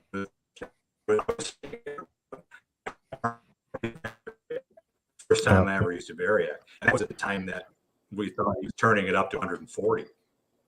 That he said he was turning up to 100. And at one point in time, maybe he was. Sid was. Yeah, it's very possible. And we did that. I recorded a couple of songs that way. And Sid, the repair guy up in Wisconsin, he was sitting there in the room with that blazing Marshall, watching he's waiting for it to red plate so he could shut it off if it went to hell. But we kind of experimented and kind of did all this stuff as you would read it. And it was, I mean, when was the Metro Amp forum? Was that 2000? It's still to this day, but it's not very visited much anymore, just like most every forum. I'd probably say early 2000s. Yeah, I've read it. I mean, I've now since gone back and read it, and there's some great ideas, some great theories, and I think it's a cool resource for sure. But no, that's one of those things that everybody kept asking me that. Well, what was your name on Metro Amp forum? It wasn't me. It wasn't there. Yeah, because that was one of like the key places where people went to talk about Van Halen achieving the Van Halen tone. Oh, I know. I think it's cool. And I've read some pretty wild ideas on there too. Yeah. We got a super chat from Peter Urban. Peter, hope you're doing great. Congratulations on your baby, by the way. Thanks for the show. Any tips on tube tuning my Dirty Shirley small box Wildwood and BE50 Deluxe? Also, is it a good idea to mix greenback 25s with V30s? Yes. Given the difference in wattage, yes, you can still do that. Dave does that. Well, and as far as all your amps go, they already came with finely tuned tubes in them to begin with. So, I mean, you could experiment. You can play with different power tubes and things. See if you like something, better that suits your taste more. But you don't have a lot of choices, really. I mean, EL34s. I suppose what's out there in the world now would be EH EL34s, JJ EL34s, the Mullard reissues, the Tungsol tubes. I mean, there's some others. The Chinese aren't being made right now, so that's kind of out of the equation. There's a new tube that's Chinese from Tad. It's a red base EL34 that sounds pretty cool. They all sound slightly different. Go to Pete Thorne's power tube video and listen to all that we did together. I mean, we left a couple out, but we did most of it, and you get at least a kind of a good idea. And what you kind of find is that they all sound similar. And the old Mullards were cool. The vintage ones, and yes, the old vintage Siemens were cool. But I mean, the new ones they're good. I mean, they're not. If you want more of the German, the Siemens RFT tube, you go for the EH EL34. It works really well, very reliable, actually. Probably the most reliable tube I've ever used in my amps. If you want a little bit more of the Mullard character, the Mullard reissues aren't bad. JJs are kind of their own thing, and they're really cool sounding if they can be reliable. Have we ever discussed? I actually like them a lot, but I just don't trust them anymore. So, I mean, I would use it personally in my amp, but they're proven to be not reliable unless it's changed in the last year or two. Good question. I'm not sure. When you do big production, that's when you find out. When you ship 1,000 amps with EL34s in them, that's when you know. So, I don't care if anyone says, well, JJ's been fine for me. Well, great. Yeah, what? You put one set of tubes in your amps and yeah, it's been working in your amp. Great. You got one good set. Fantastic. Try to get 1,000 sets. Right. And then you have a 10% fail rate. I mean, there's nothing worse now. I just got my amp. I flipped it on one day. It was working fine. I flipped it on one day and it went poof. Right. Yeah. And the tubes fail differently. So we used to use JJ power tubes, which I really, really do like. We used to use those, and those would essentially work for a while, and then one day you just flip your amp on and they go boo and pops the fuse. Or they red plate and they pop the fuse. We then switched to Chinese EL34s for a while, the BSTR variety from Tad. We actually were getting them from. And those were cool, except they sounded good. Except a lot of them would fail if you're banging on them with a screwdriver, which to test things we do, they'd short. And so those tubes tended to short. But when those tubes shorted, they tended to short power tube sockets. Put a nice big char across them. Arc weld. So that's not good. I called them, they shorted catastrophically. The JJs wouldn't short like that. They would just red plate, pop the fuse, and call it a day, and there would be no arcing of any kind. So then we switched back to JJs for a little while. Well, that didn't work out so well again. And then we went to the EH tubes, which weren't my absolute first choice, but I knew them to be reliable, and it turns out they're quite reliable. Hardly ever have failures. What do you think of the 12AX7s? I like some of, EH, just the regular EH 12AX7s, or like Sovtech in general. Just the EH ones. I don't love the regular old yellow printed EHs. I don't like them. The EH 70252 that came out recently, I do like the sound of those, although they are a little on the low gain side. But sonically they sound good, and they're a little bit rolled off in the top end a bit. So, which can work quite well in some amps. Right. But what I noticed, even though technically they're lower gain, is I noticed that they don't necessarily sustain less. Gotcha. So because we did identical amps with the same set of tubes in, tried what we used to use. We tried all JJs, and then we tried all these, and these sounded more like the old combination, which was a JJ in the first slot and Chinese in the rest. That's what I used to use. Mm-hmm. And because just you can't get quiet Chinese tubes for the first slots of stuff. I mean, you can get some, but not in production.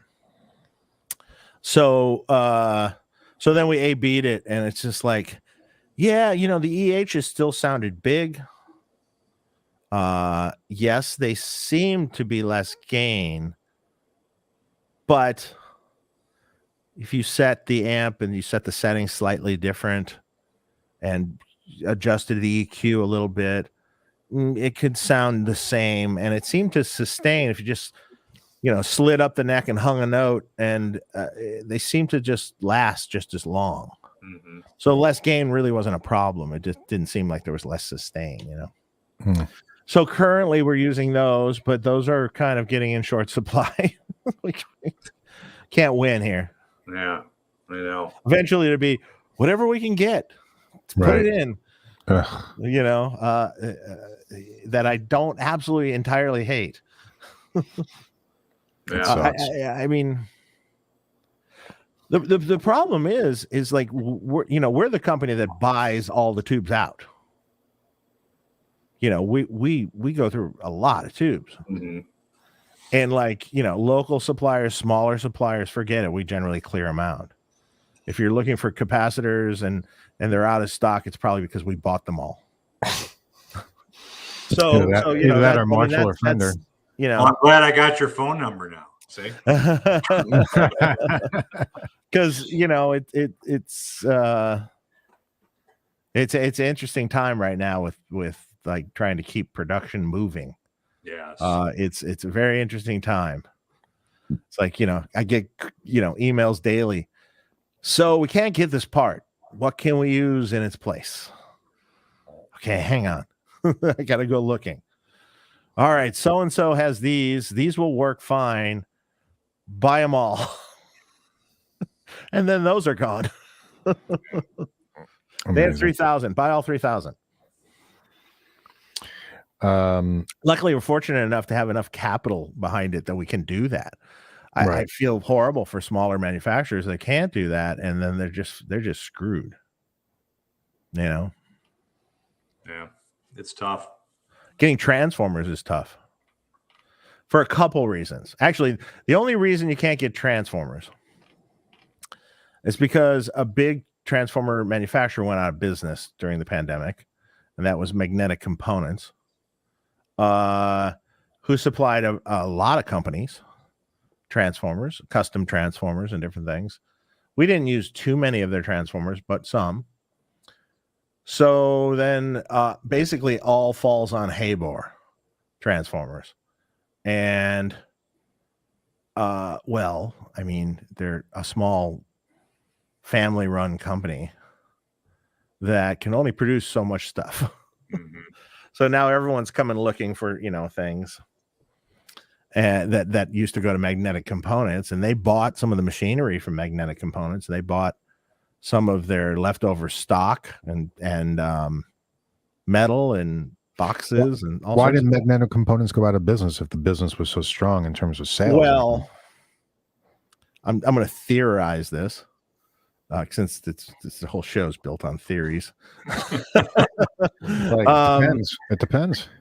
Magnetic Components offered a very good price on transformers, and to be honest, I think they offered too good of a price. And in the long run, the margin was thin. That put them out of business. Margin was thin. And I mean, like, we're like, well, hey, we're getting these transformers from Magnetic Components, and Habor's looking at us going, I don't even know how they're giving you that price. I mean, our price, the raw price of just doing it is more than that. So I don't know. Yeah. Who knows? Yeah. But it obviously didn't work out in the end. It's a good theory. I mean, that businesses have closed because of that. They just try to undercut everybody, and then ultimately they make any money. Yeah, you have to be realistic about what your profit margin is to stay in business. Yeah. I mean, because you can't. I mean, for everyone that says, we always get in this conversation about amp prices and things. Yeah, and I've said this a million times on the show. An amp isn't the cost of an amp is not the cost of parts plus labor to make it. That's just part of that equation. So you have overhead that is not factored into that figure. You have maybe a production manager, packaging people. None of that is figured into that the thing. You have an accountant that is overseeing all the finances of the company. That's not figured into it at all. You have the owner of the company that has to make money. That's not figured into it at all. That all of them contribute to making your amplifiers, but they don't necessarily. They're just not the labor to that particular amplifier. Insurance, marketing, videos. Mm-hmm. Video. By the way, videos cost money. You want to see videos? They cost us money, all sorts of money. And then there's a markup to the dealer. And then, then there's the dealer markup. And hence, this is what it costs. Yep. This is not $500 is a lot of money.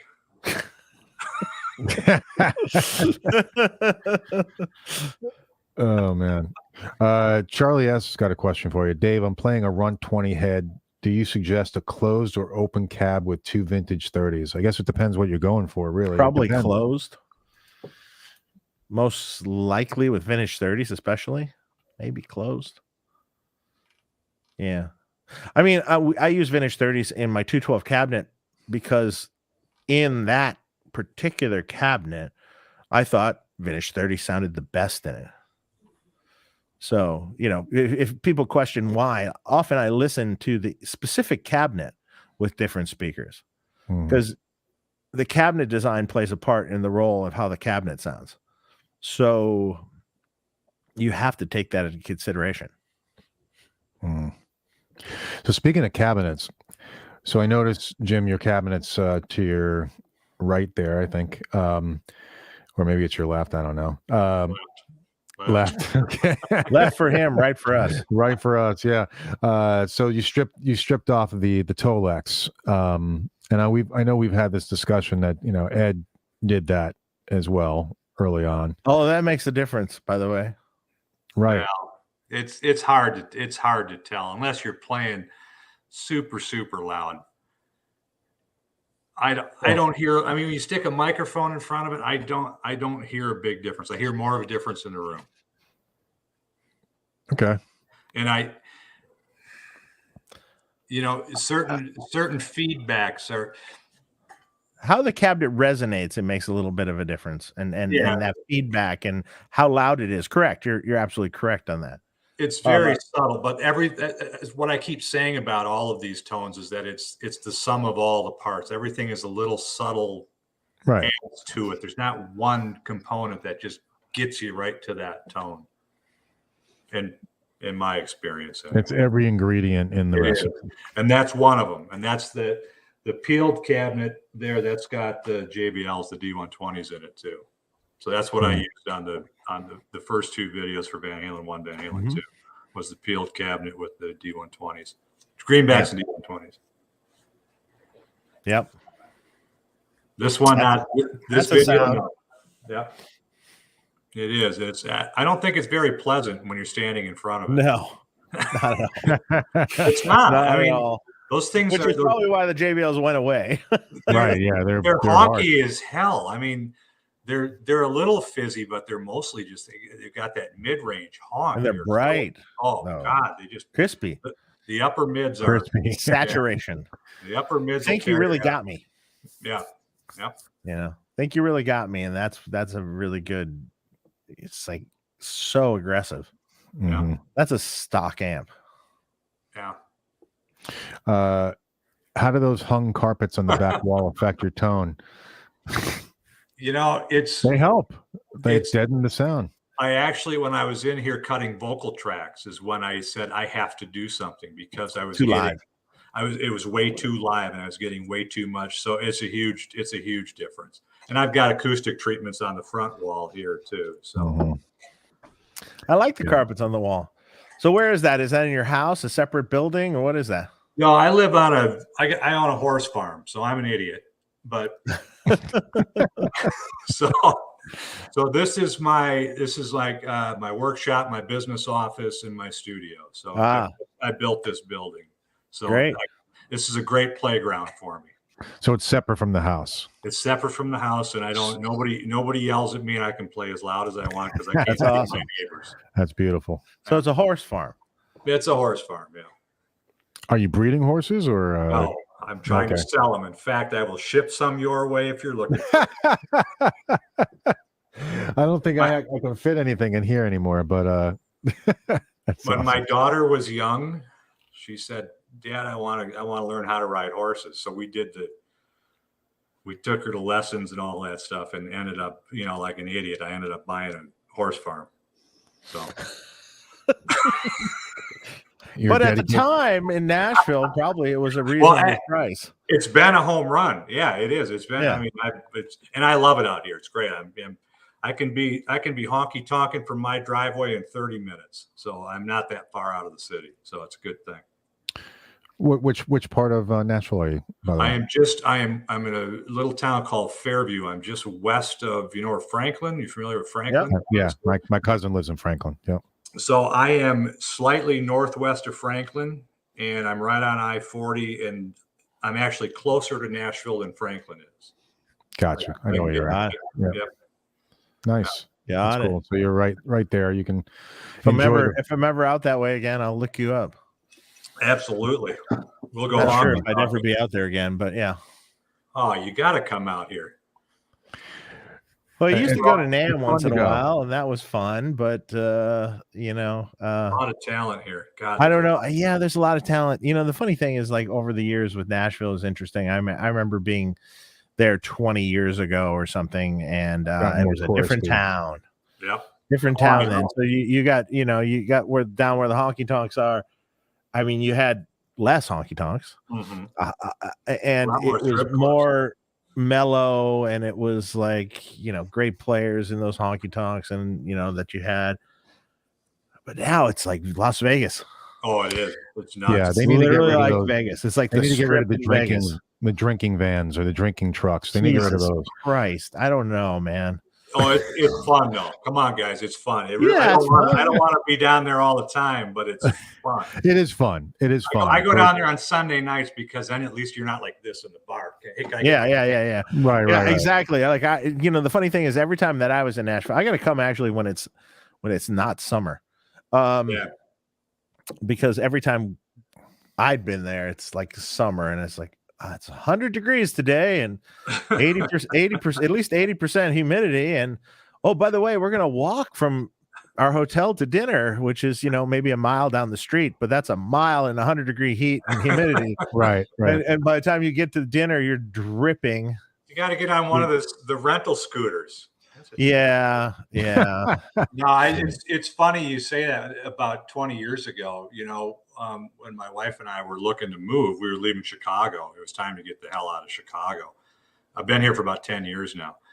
And I wanted to go to Charleston or Savannah or something like that because I love the South. I was done with the Midwest and Chicago and everything. She kept pushing Nashville because she's looking at real estate. She's looking at Franklin and everything. And I'm an idiot. I should have bought in Franklin when I first moved here. I bought somewhere else. But I told her, I said, I don't even want to go to Nashville. It's a friggin' armpit. It's a shithole because of I played here. I used to play here 25 years ago, 30 years ago. And it was a shithole. I mean, it was horrible. I hated being here. We hated the band hated coming to Nashville. Even though we were playing decent venue, we just didn't. The whole vibe was dirty and crappy. It was just not good. We came down here and we made an offer that weekend. It was like, what happened? The place was fabulous. I mean, great vibe, and it was just a lot of fun. So, and here I am, and I got a horse farm for sale. You got a horse farm. You got lots of space with a working studio. There you go. Beautiful. I love it. It's the man cave. It is. It really. So is. what do you do for work now, Jim? I own a marketing company. And it's mostly print advertising. We were trying to produce a TV show down here for a while, in a guitar shop for the custom guitar makers of the stars. It was called Strings Attached. You can find it stringsattachedtv.com. You can find the episodes because most of Southern California 80s hair band guys all moved here to Columbia, Tennessee. They all live here now. Yep. I mean, they're all here. So we would get them coming into the shop. We did a couple episodes with Mark Slaughter, and it's just in and out for the whole thing. But that was not successful. I couldn't talk Dave Wampler into buying enough advertising. So there, I had to cancel the show. So if you're listening, Dave, that's it. It's all on him. But primarily, I'm a marketing advertising agency. Very cool. Specializing in the print side, which has been, you're talking about supply chain issues and the paper mills and everything. Trying to print side. Does print side even exist still? Yeah. It is. It is, and it's still huge. I mean, I print a ton of stuff for like Verizon and the huge national 30 million. Right. That kind of print stuff. Right. That kind of print stuff. Direct mail stuff that hits every household and that kind of thing. But it's been very challenging. Great. I can imagine. Yeah. Everything is challenging these days. It sure is.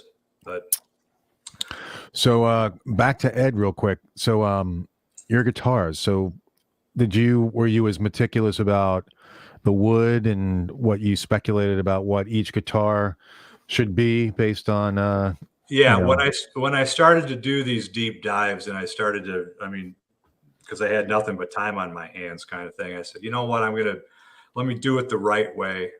And from what we at least perceive as the right way from what's been written and what the body woods are and everything. So we did it's all music craft, Northern Ash bodies, and a lot of Warmoth boogie body stuff, depending on what era I'm trying to replicate.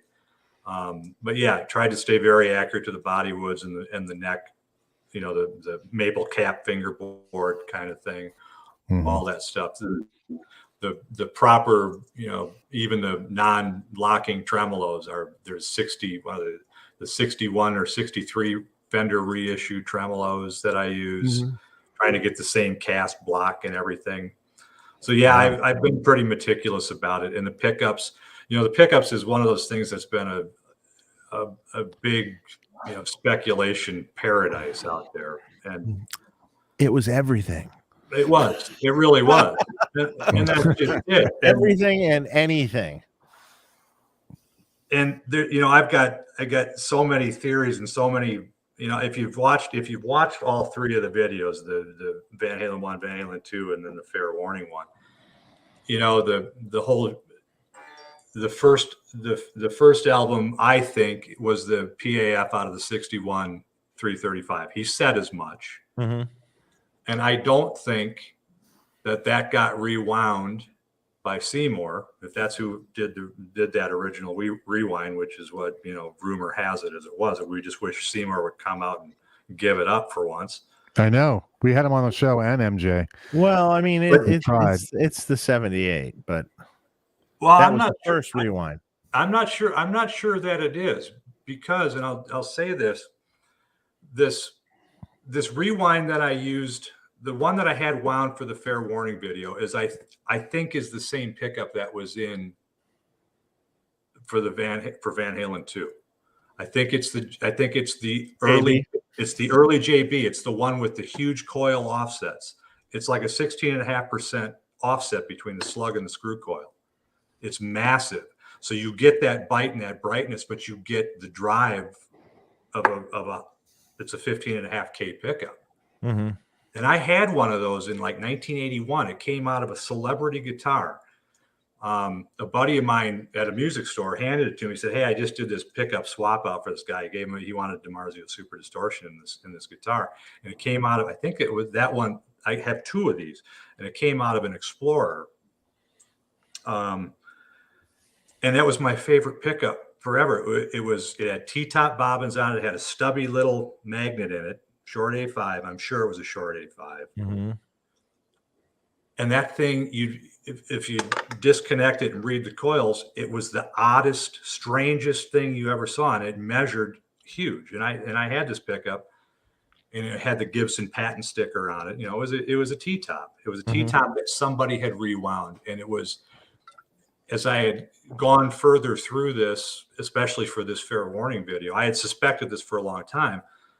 But as I got really into this, I started doing some research, and it turns out that was pretty damn close to what the original JB spec was when Seymour was just winding. When you couldn't buy them, it was this really big offset coil thing. At least, I mean, if you can believe what you read on the internet. So my theory was, like when I did the Van Halen 2 video, I used an Antiquity JB. But right. I was also using the Schaefer wireless system because that was an integral part of the tone. Right. Yeah. And my theory, all right, so 70-80s on tour, you see the Japan photos, you see the GE10, the Boss GE10 EQ with the mid boost. He's talking about long cable runs. And I'm thinking a lot of that was trying to make up for the squeaky thinness of the wireless system. Because as soon as the 79 tour comes out, there's no more EQ in the system. Yeah. You don't see any of that. It's because he's got a hotter pickup. He's got a meatier, fuller pickup than just that PAF. The PAF sounds great when you plug a cable into it, but when you try to run it through a wireless, you need to beef it back up with the EQ. And again, theory and speculation, but that's why I think that wind happened somewhere after that 78 tour and before Van Halen 2. That's the theory. Well, it's sort of interesting because, there was a thing posted recently of the receipt selling Van Halen some pickups. And of course the numbers are blacked out, redacted out of it. But it did say PAFs. Right. 2 PAFs. But it doesn't say it's blacked out what the coils were wound to. Uh-huh. And what does that mean? Who knows? Well, and that's why I always theorize too that a 61 PAF would have had a short A5 magnet in it. Yeah. More than likely would have had a short A5. But then the A2 stuff comes in there somewhere too. I'm not sure, because what I've got in this pickup is a short A5. And, you know, I have tried and tried and tried with the A2 mags, with the Frankenstein, you know, the EVH Frankenstein wind. That doesn't sound very good though. The custom, Yeah, which is the EVH Frankenstein wine. When a custom to me starts sounding good is when you put the A5 in it, because then it's like you pulled the blanket off of it. Yeah. You know, so well, then it's becoming more closer to a custom. Right. Exactly. Yeah. It's the same wine, it's just different magnets.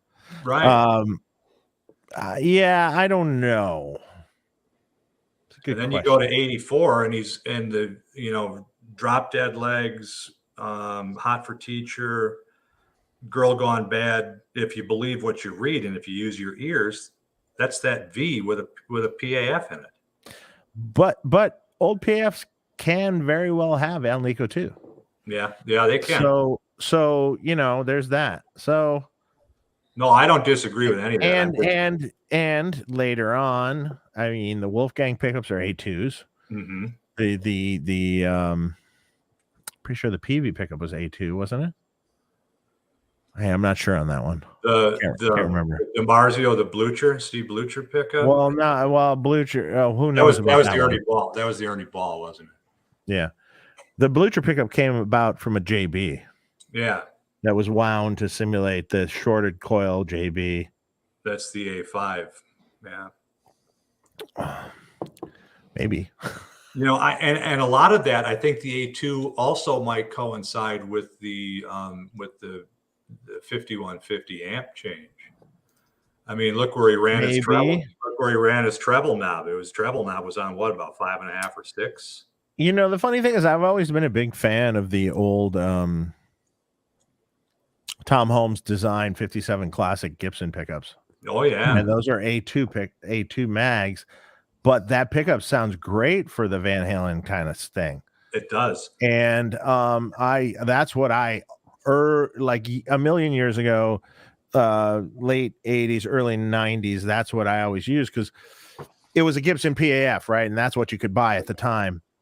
And the 57 classic, oh yeah, we put that in the guitars. Yeah, that was cool. It sounded good. And funny, I bought one years later. I'm like, oh yeah, I still like this pickup. Yeah. You know, for the longest time I had in the black and white striped one, to call it the 78 model, whatever that I built. I had a neck 57 classic. I had like a 7.8K wind 57. That thing sounded amazing. Yeah. I ended up with the burst bucker, and that's like an 8K burst bucker. And I liked the burst bucker because it had a little bit of bite from the offset coil thing. Yeah. A little bit more bite than the 57 did. And the 57 got a little too bloomy in the bottom. It got a little too bloomy.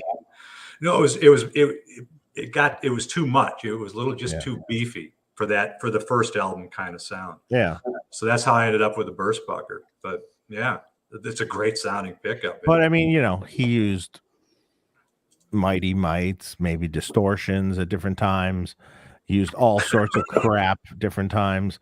I mean, in Pete and mine video about the pickups, you know, you listen to it, the Mighty Mite that someone loaned us, that Mighty Mite that we put in there. Holy crap, that sounded amazing. Oh, I know. I love this. I mean, that was a great hot Mighty Mite. Was awesome.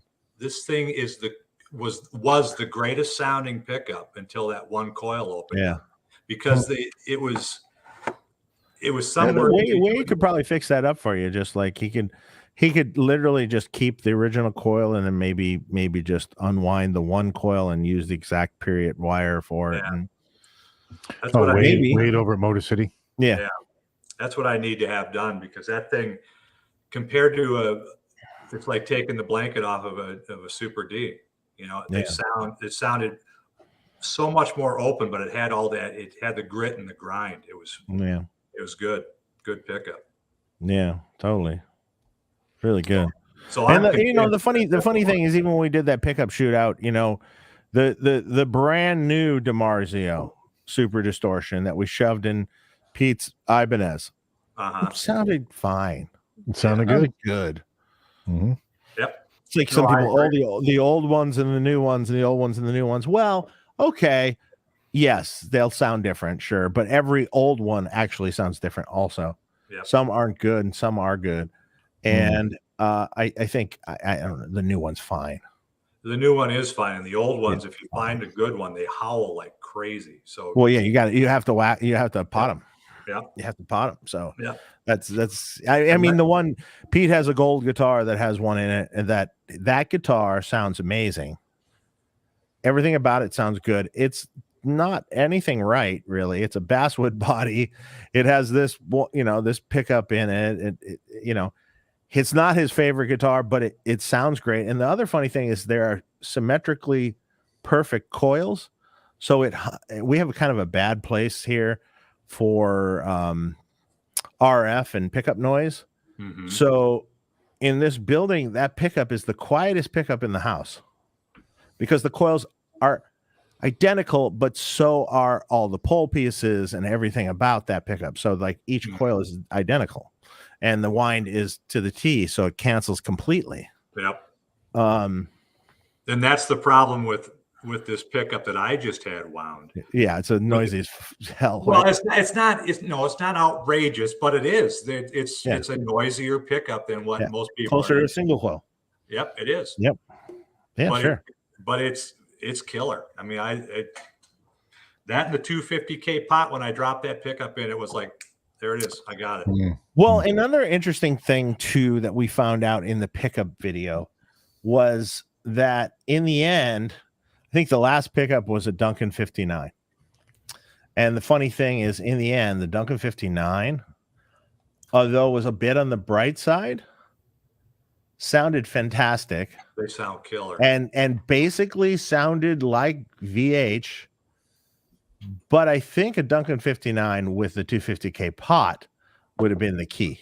That is it. So because I've done that with the Duncan 59, and that rolls a little of the crispy highs off of it that you think, oh, that's kind of bright. Yeah. And then all of a sudden gives it kind of this more push in the low mid, like you kind of said. And yeah.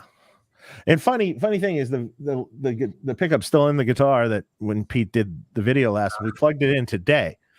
And because he was thinking of selling the guitar. And I'm like, yeah, just leave that. It sounds great.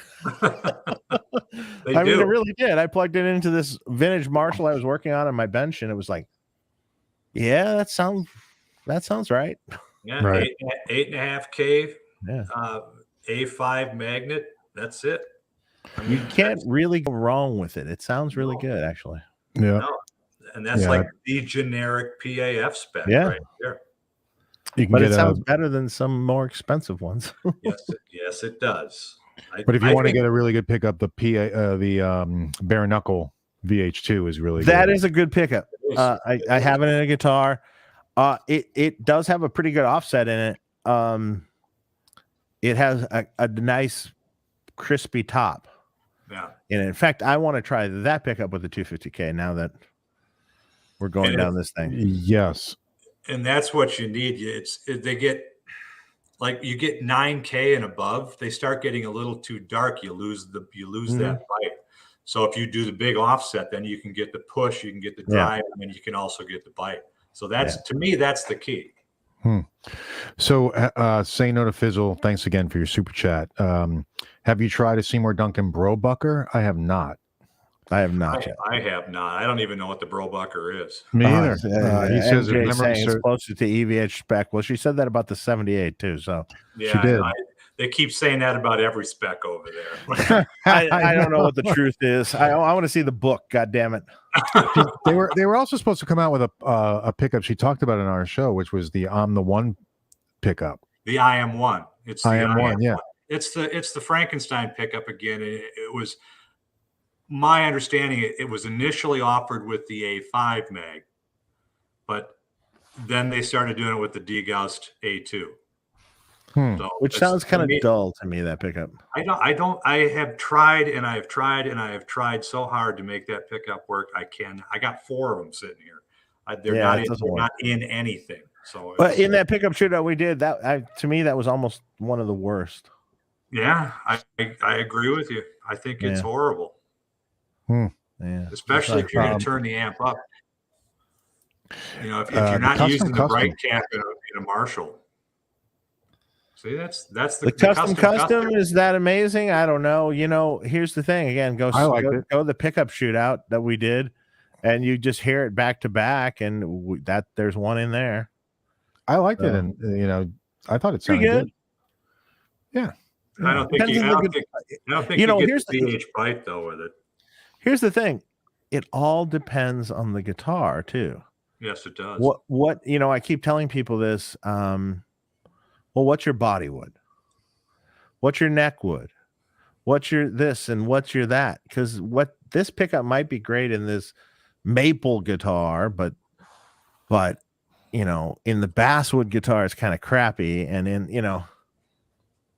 mahogany or anything like that, it's like you know, it's all different. It's all different. I mean, my favorite wood is alder, to be honest. So I mean, so I'll go against the grain completely. But for me, alder is the beautiful middle ground to everything. And it's easy. It's not super hard like maple or northern ash. Right. And it's not soft like basswood. So it's got more cut than basswood, but not quite as much cut as the other. So it's kind of right in the middle, and it's kind of an even frequency response. So for me, my favorite for Van Halen is an alder body maple neck guitar with a Motor City 2nd degree black belt. But I say that for that specific setup. It'll be different if I change the body wood. That pickup might throw out the window, and it's too much, you know. Right. So, I have not tried Arcane LAVH pickup, but I have seen. I know Phil X. I don't care for that one, but I like the triple clone that he has, which is a 9K PAF. That sounds great. JS Guitar says the Brobucker is a super hot PF style pickup with a DC resistance of 10K. Okay. Well, cool. I mean, if it's got an offset coil at 10K, I think you could get there. But if like I said, anything over 9K with a Marshall Super Lead on 10, when you're not using the bright cap, it starts to get too muddy. You start losing the high end. Well, yeah, but then you were using the offset JB-ish wind. Right, so. Right. But what I'm saying is anything at 9K that doesn't have a coil offset starts to get a little bit too dark, and anything above that, like that, the Brobucker's at 10K. It's interesting. I have a guitar sitting here that's a Charvel satin black sassafras bodywood, which is sort of like an ash supposedly, with a fixed bridge with an ebony board, and that has a JB in it, and that particular guitar has all the cut you could ever want. Snappy as hell, right? Snappy as hell. Sassafras. Sounds really good. Really good. Ebony and sassafras. Yeah. And it's a cool guitar. And I love to have it around because I want a guitar that has, for a reference point, I want a JB. Because I actually grew up playing JBs. Sure. And I know that pickup really well, and I like its sound. And it does pretty well in Marshalls, except it tends to be a little slightly looser in the low end. But in this particular guitar, not so much. But right. Yeah, if you got like a Northern Ash body too, with a maple cap fingerboard, I don't think I don't get loose with the JB. I mean, to me, they're a little too dark, and that's why I did the wind, or I had the wind done that I did. Yeah, it's got all the magic of the JB, but the bite. It's got the bite too that you need. The interesting thing is, I remember I had Jakey Lee's personal guitar in here, and it has a JB, but with an Alnico 2 magnet in it, done by Duncan. And I then had one of his signature guitars also here at the same time, which had a regular JB. And yes, there was different neck woods involved in these two guitars, but I have to say that the Alnico 2 one sounded better than the stock JB. and it wasn't quite what you expected. It was interesting. It was almost like, I'm not even sure what kind of Gauss this A2 had. It might have been weakened A2 or something. Right. But it was really good. And then Warren DeMartini also used A2 in JBs. So that was a common thing that they did. I wonder if that's like compensating for the 250K pot. I know. Maybe that's a 500K pot. So I don't know. Try whatever you want and try whatever pot you want and figure out if you like it. Exactly. I mean, that's what it comes down to. And again, the differences are so subtle between A2, A5, short A5. Short A5 sounds a lot like an A2. Yeah. They really do. So yeah. I mean, and also the Gauss of the A2 will the Gauss of any magnet also comes into play. So right. How charged is it, or how not charged is it? Right. Yeah. Mr. Anderson, thanks for the super chat. In my opinion, one of the best sounding PFs available today are the Gibson custom buckers with A3 mags. I have a custom ordered true historic R8, and these pickups sound better than some of my original PFs. I've not heard of those either. A3 mags, huh? Yeah, it's kind of an interesting one for a PF. Yeah. Cool. Yeah, would like to hear it. Yeah, that's interesting. Kelly says the Arcane Mr. Scaries are the bomb. Okay, I see George selling those sometimes. Yeah. They look cool. JL with a super chat, and I see it right here. Thanks, JL. Hey guys, why do most companies, Friedman, Sir, EVH, Freya, blah blah blah, only make straight cabs? Is it because it's a little more time consuming to make a slant cab? Okay. I've been considering making a slant cab recently, but to be honest, because I made it, because I liked straights better. I mean, nothing more than that, but recently I've been kind of like, well, maybe we'll just offer a slant. I mean, both can be good. Again, it's, I think straights are fuller sounding, so I like that better. So Jim, I had a question for you regarding your 5150. What wood did you choose for that, for the body? I'm drawing a blank. It's the one that Kramer was using. It's Basswood? No. Poplar? Poplar. It's Poplar. Poplar. Yeah. Okay. I don't know if that's right. I've never been able to make that guitar sound really good. I mean, I've cycled so many pickups through that guitar. It never sounds good at D flat. Or E flat. Never sounds good at E flat. It only sounds good at standard tuning. Otherwise, it gets way too mushy, loses all its articulation and definition. So I don't know. I'm confused on that one. I heard that, you hear all kinds of things about that guitar. Yeah, the 50-foot. It's so speculated because no one really knows, and the guitar that was actually made for him wasn't actually. It wasn't like a Beretta per se. It was it was a one-off. Pickup was straight and it wasn't angled and the necks were similar to the very first Berettas, which were the Holy Grail, known as the Holy Grail Berettas, which I have one. The long story though, it's kind of in a disarray at this moment, but I'm trying to actually restore it. But in fact, John Sir, if you're listening, I'm gonna fucking hit you up on that because it's a project for you. Most of the early Kramers were either poplar or hard maple or maple bodies. So I have a Pacer here that's a maple body. And it's probably early on, early Kramer. Yeah, early Kramer. So it was either poplar. My early Beretta is poplar, but the Pacer is maple. So it's super cutting. And that's what I think that guitar was. I think it was the maple body. Who knows? Yeah, I don't know.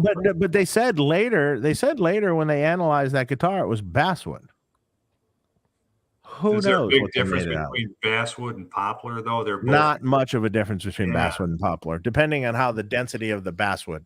I was going to say, some Basswood is really, really. It's basically balsa wood. Yeah. No, it is. It's super soft, and screws Yeah. strip out. Yeah, Yeah. Yeah. Have you ever seen the bottom of his 5150 with all those holes drilled out of it and shit? Yeah, It's sure. it's unbeliable. Yeah. Maybe that's I mean, that telling was us like something. almost It probably- unplayable in the end. Yeah, it's like chambered. It's like But that's probably telling us something. It's probably soft, super soft wood. So it's probably not the maple. Probably is. When I knew that people saw that guitar, and when they were starting to develop the Music Man guitar, I was told it was a basswood body and a JB that had a partially shorted coil. Mm-hmm.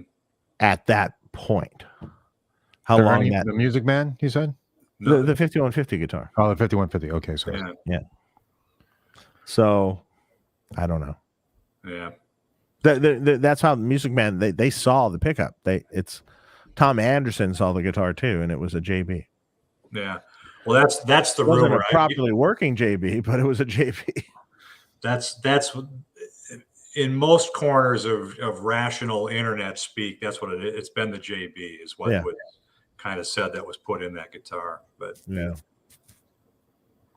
I think the new Wolfgangs or the newer Wolfgangs, like my EVH, were made out of basswood also. Yeah, with like a all maple the cheaper line. Yeah, all of them were basswood now. But this is a USA. But still, I still think the USA was made. But even the cheap ones are basswood.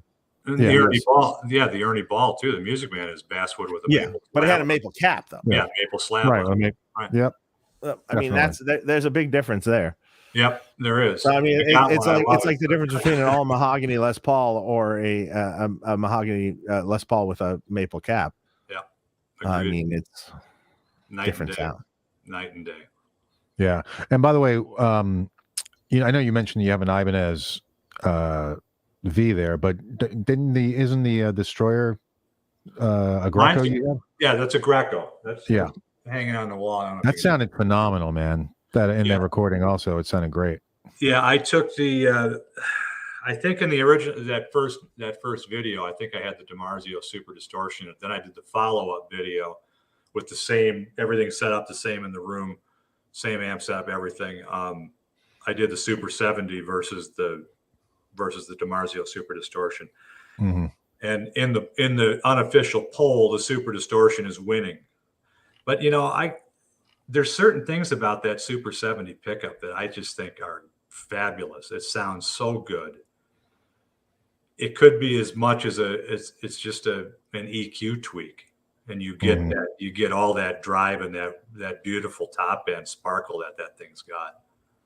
I don't know. Still undecided on what that was, but I know you see the 78 pictures from Japan, and he's holding the shark up in the in that high-rise building or whatever. Mm-hmm. And it's got the covered humbucker in it. It doesn't have a Super Distortion. It's got the covered. It's a covered humbucker? It's a covered humbucker. It's a nickel covered humbucker in there. So I don't remember that. Huh. Who knows?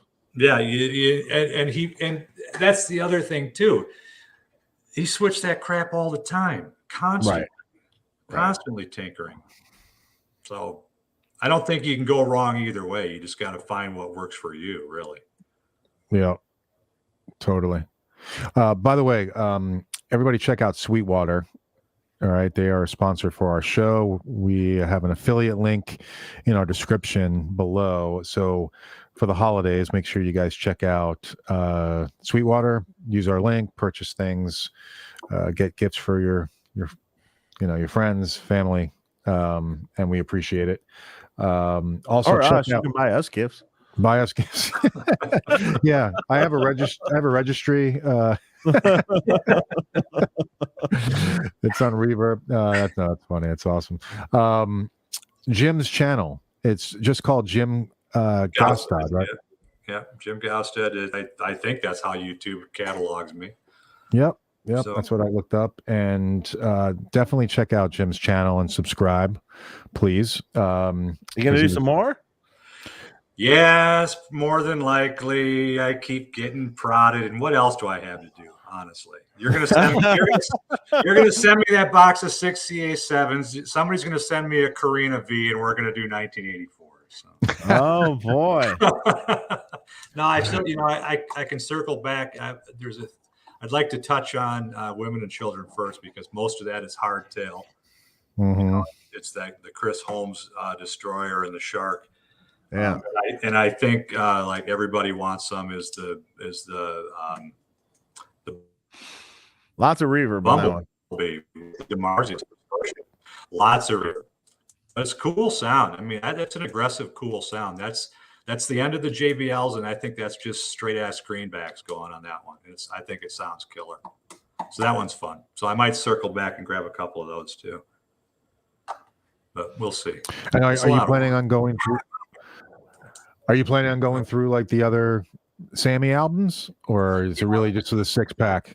To me, that starts to get, like Dave was saying. So if he's in the studio and he's miking up he's miking up the loaded system with the 949s and the SDE 3000s and all that stuff through the H&H.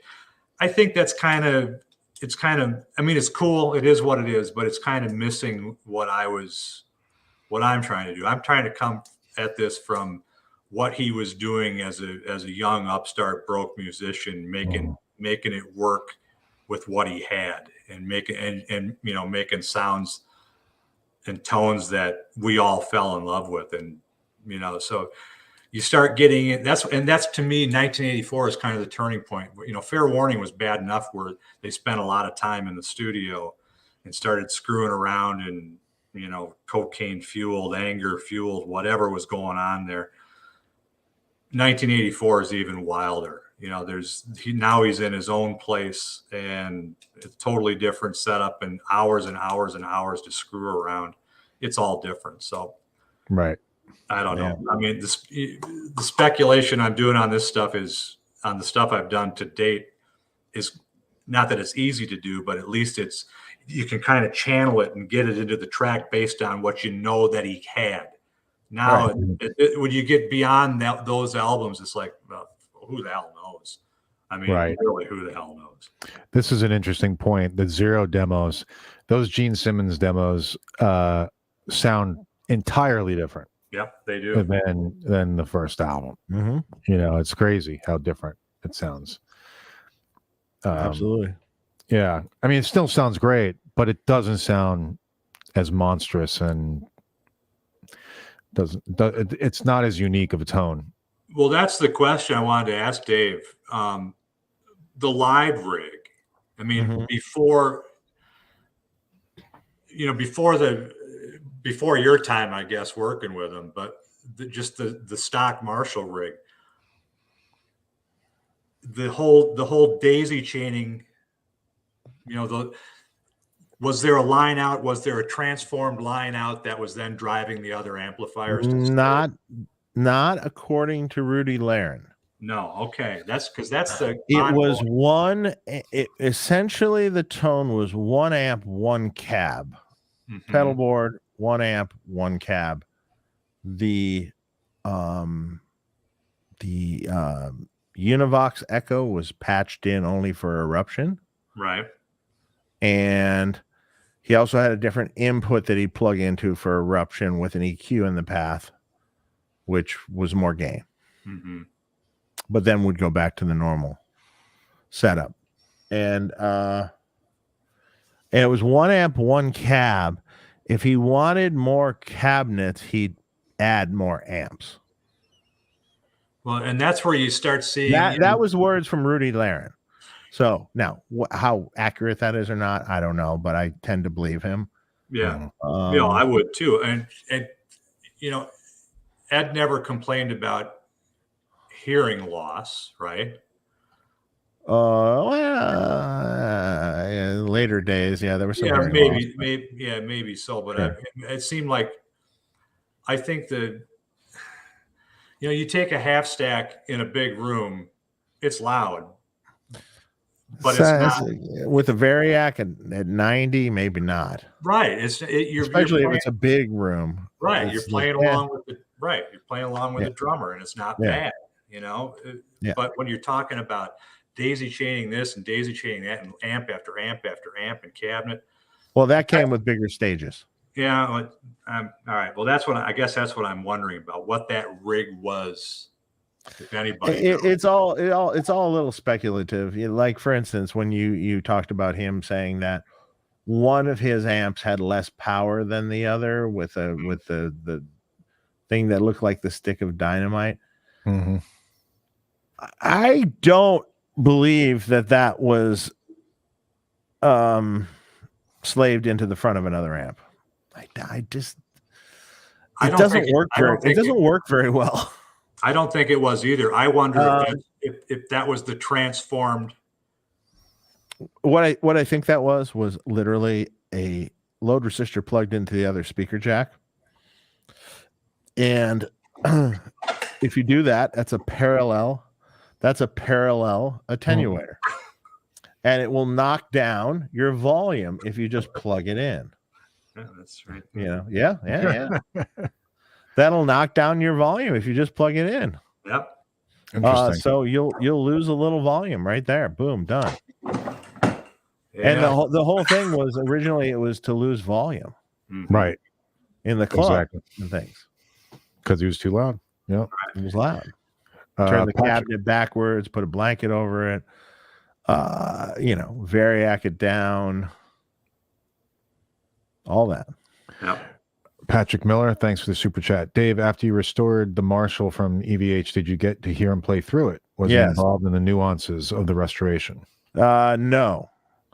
But what he did say about it was the best it sounded in 20 years. So he liked it. He had kind of moved on from that tone, though. Whether he should have or not, that's a different story. But he had moved on from that. He wanted more. The thing about him is he always wanted more of everything, more. So more gain, more stuff, gnarlier, bigger, more. If there's a pot, turn it all the way up. It's just the way it was. And it goes into, he loved cars. He loved the whole. It's like, yeah.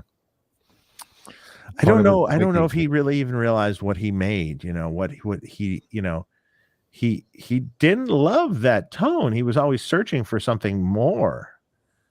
He never got anything more because that was the best tone ever. Yeah. In the history of all guitar, that might have been the best tone ever. Yeah. Exactly. There's very few signature tones. Like I would say this, it's like people move on and they move on to new things, and then all of a sudden their tone's gone. It happened. Million people. Ty Tabor from King's X. The original Gretchen Goes to Nebraska tone, fantastic. That was all the Lab Series thing with the weird Fender Elite preamp with the lace sensor pickups and all this stuff. That was a tone. That was a signature tone. You cannot mistake it. You listen to that record to this day, and it's like, holy crap, that's amazing. Like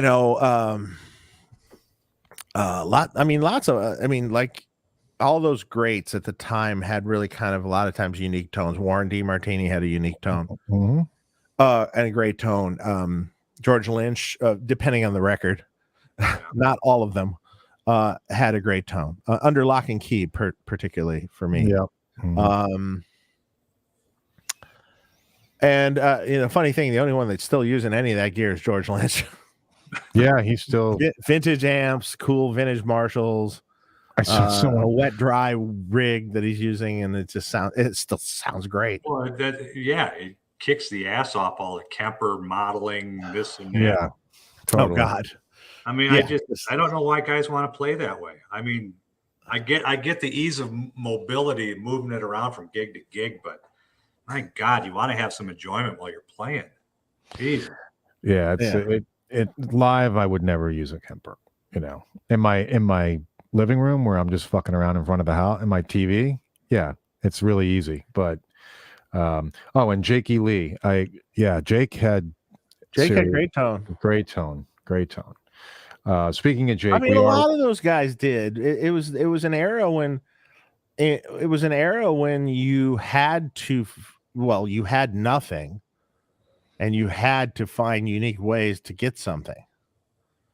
So it was an era of experimentation, right? And that led to great. I mean, it's a Richie Blackmore with the tape machine in front of the Marshall.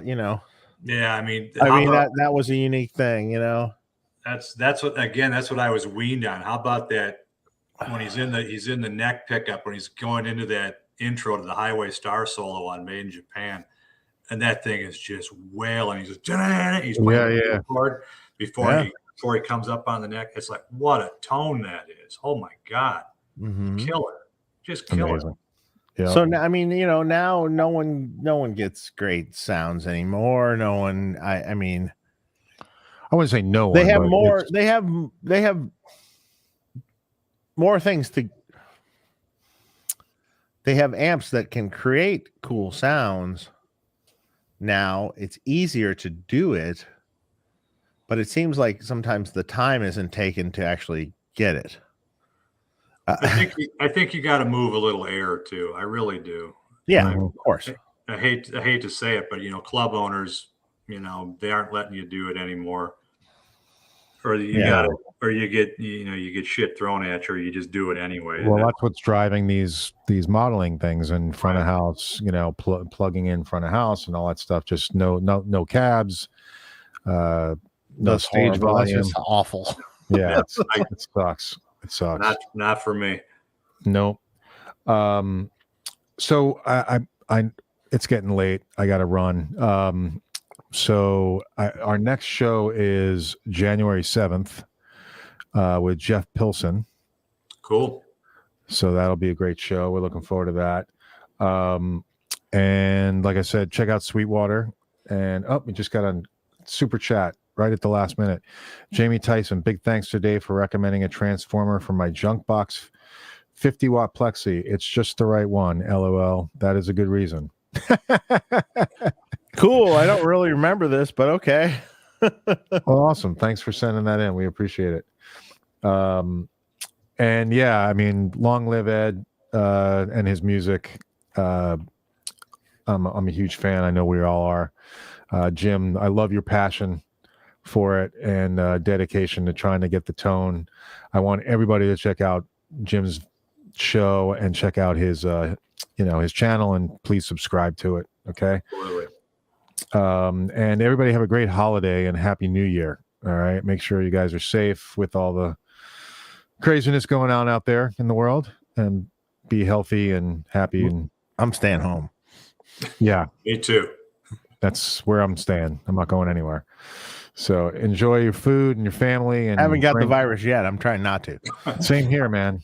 I'm going to Kid Rock's Big Honky Tonkin' Steakhouse, so I'm getting the virus. Fuck it, I'm done. Oh my God. Well, stay healthy, man. Yeah. And hang on while we say goodbye, Jim. All right. All right. And everybody have a great weekend and holiday. And we'll talk to you soon.